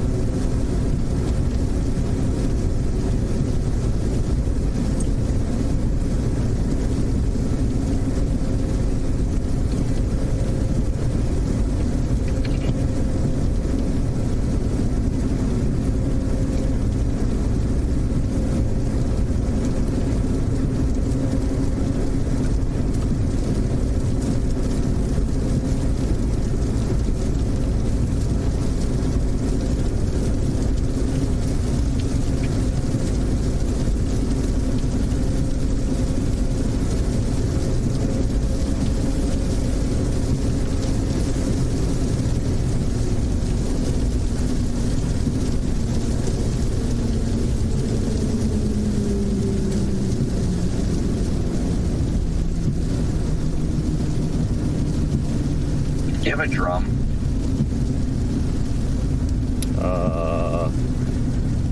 What kind of drum? Like I don't know. a music drum? Yeah, like, because all the ancient like Indians and such would always do the rain dances, you know, and like bang the drum. I'm just thinking, like, maybe we could just do that, just start banging on the drum. I mean, you can give it a try. I do not happen to be the owner of a drum, but at least not of that specific style. I do, however, own a number of like barrel drums, so like if you think that would be close enough, we could try that.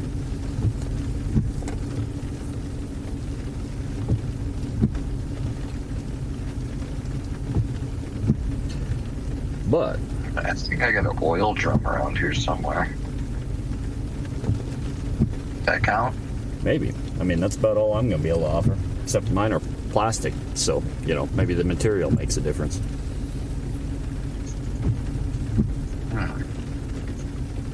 Yeah, maybe. But I've heard quotes to the other side of that before, too. Like, timing has a lot to do with the outcome of a rain dance. Oh, I got no rhythm. So we're screwed.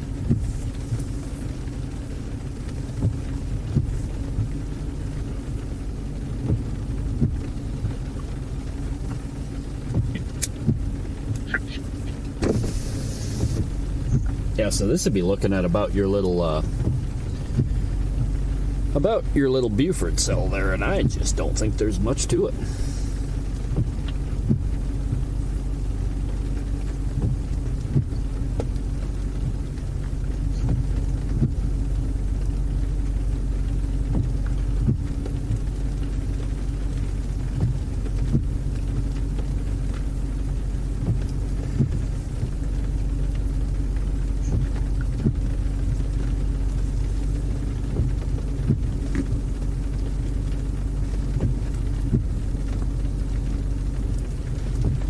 That a 1659 that is right now.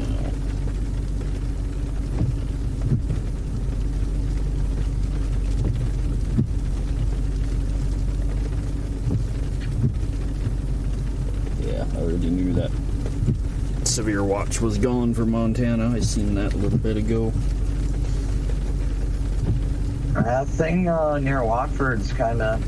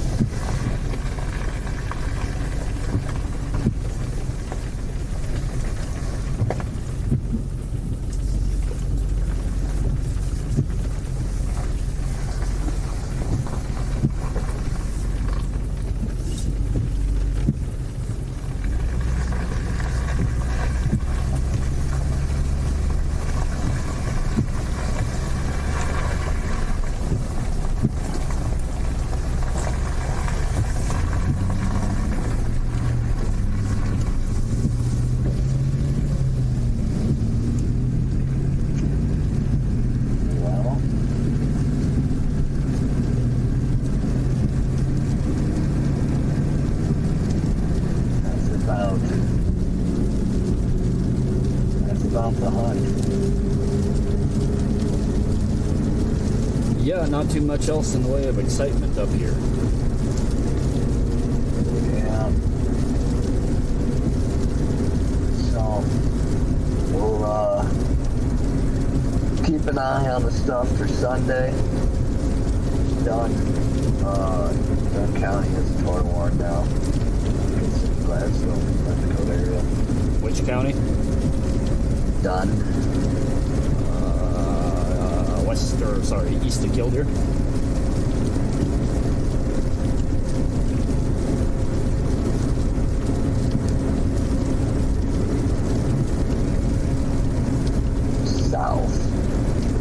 South of It's in Killdeer. Dickinson area. Okay.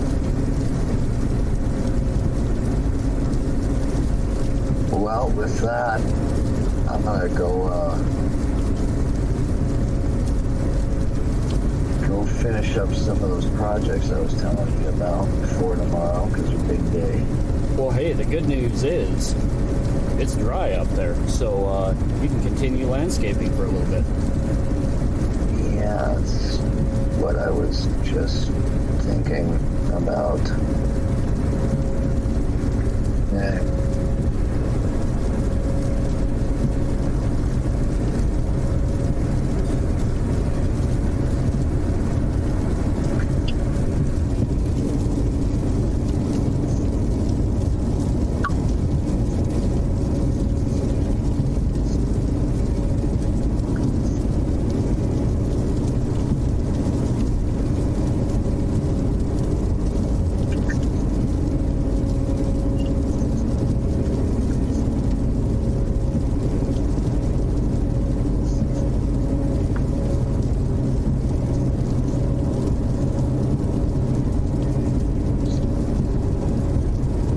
I'm gonna go get some of that done.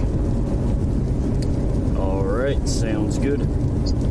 Safe travels back home. If anything crazy happens on the drive, you just let me know, and I'll sprint back down to my computer if that one by Trenton and Noli just becomes an absolute monster. It's still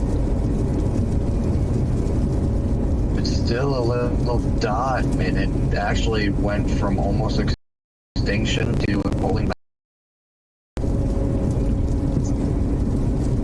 So Come on, little buddy. she's saying you don't think you're out of it yet. Well, Watch it. here's how you do this. You go back out there and you start doing landscaping work, and that is what it's going to take.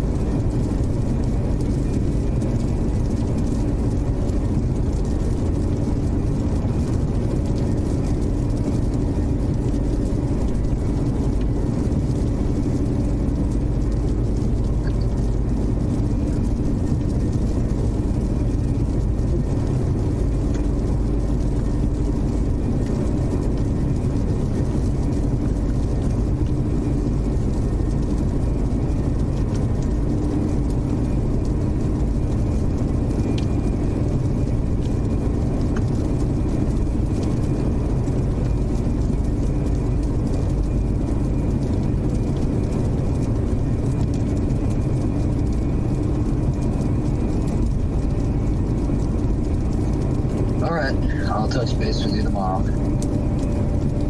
Sounds good. Thanks for the help. No.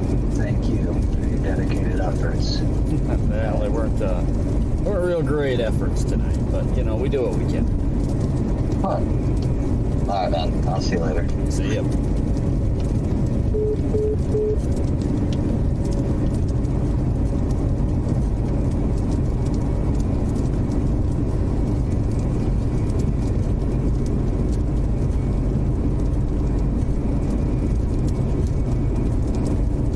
Yeah, we probably should have taken that south route earlier on, but the problem I have with that is if we get stuck down there and you miss the mark on it, there are very few ways to get back north again. So if we were either going to miss it and be out of it up north, or we were going to miss it and be out of it down south. And unfortunately, tonight it went south.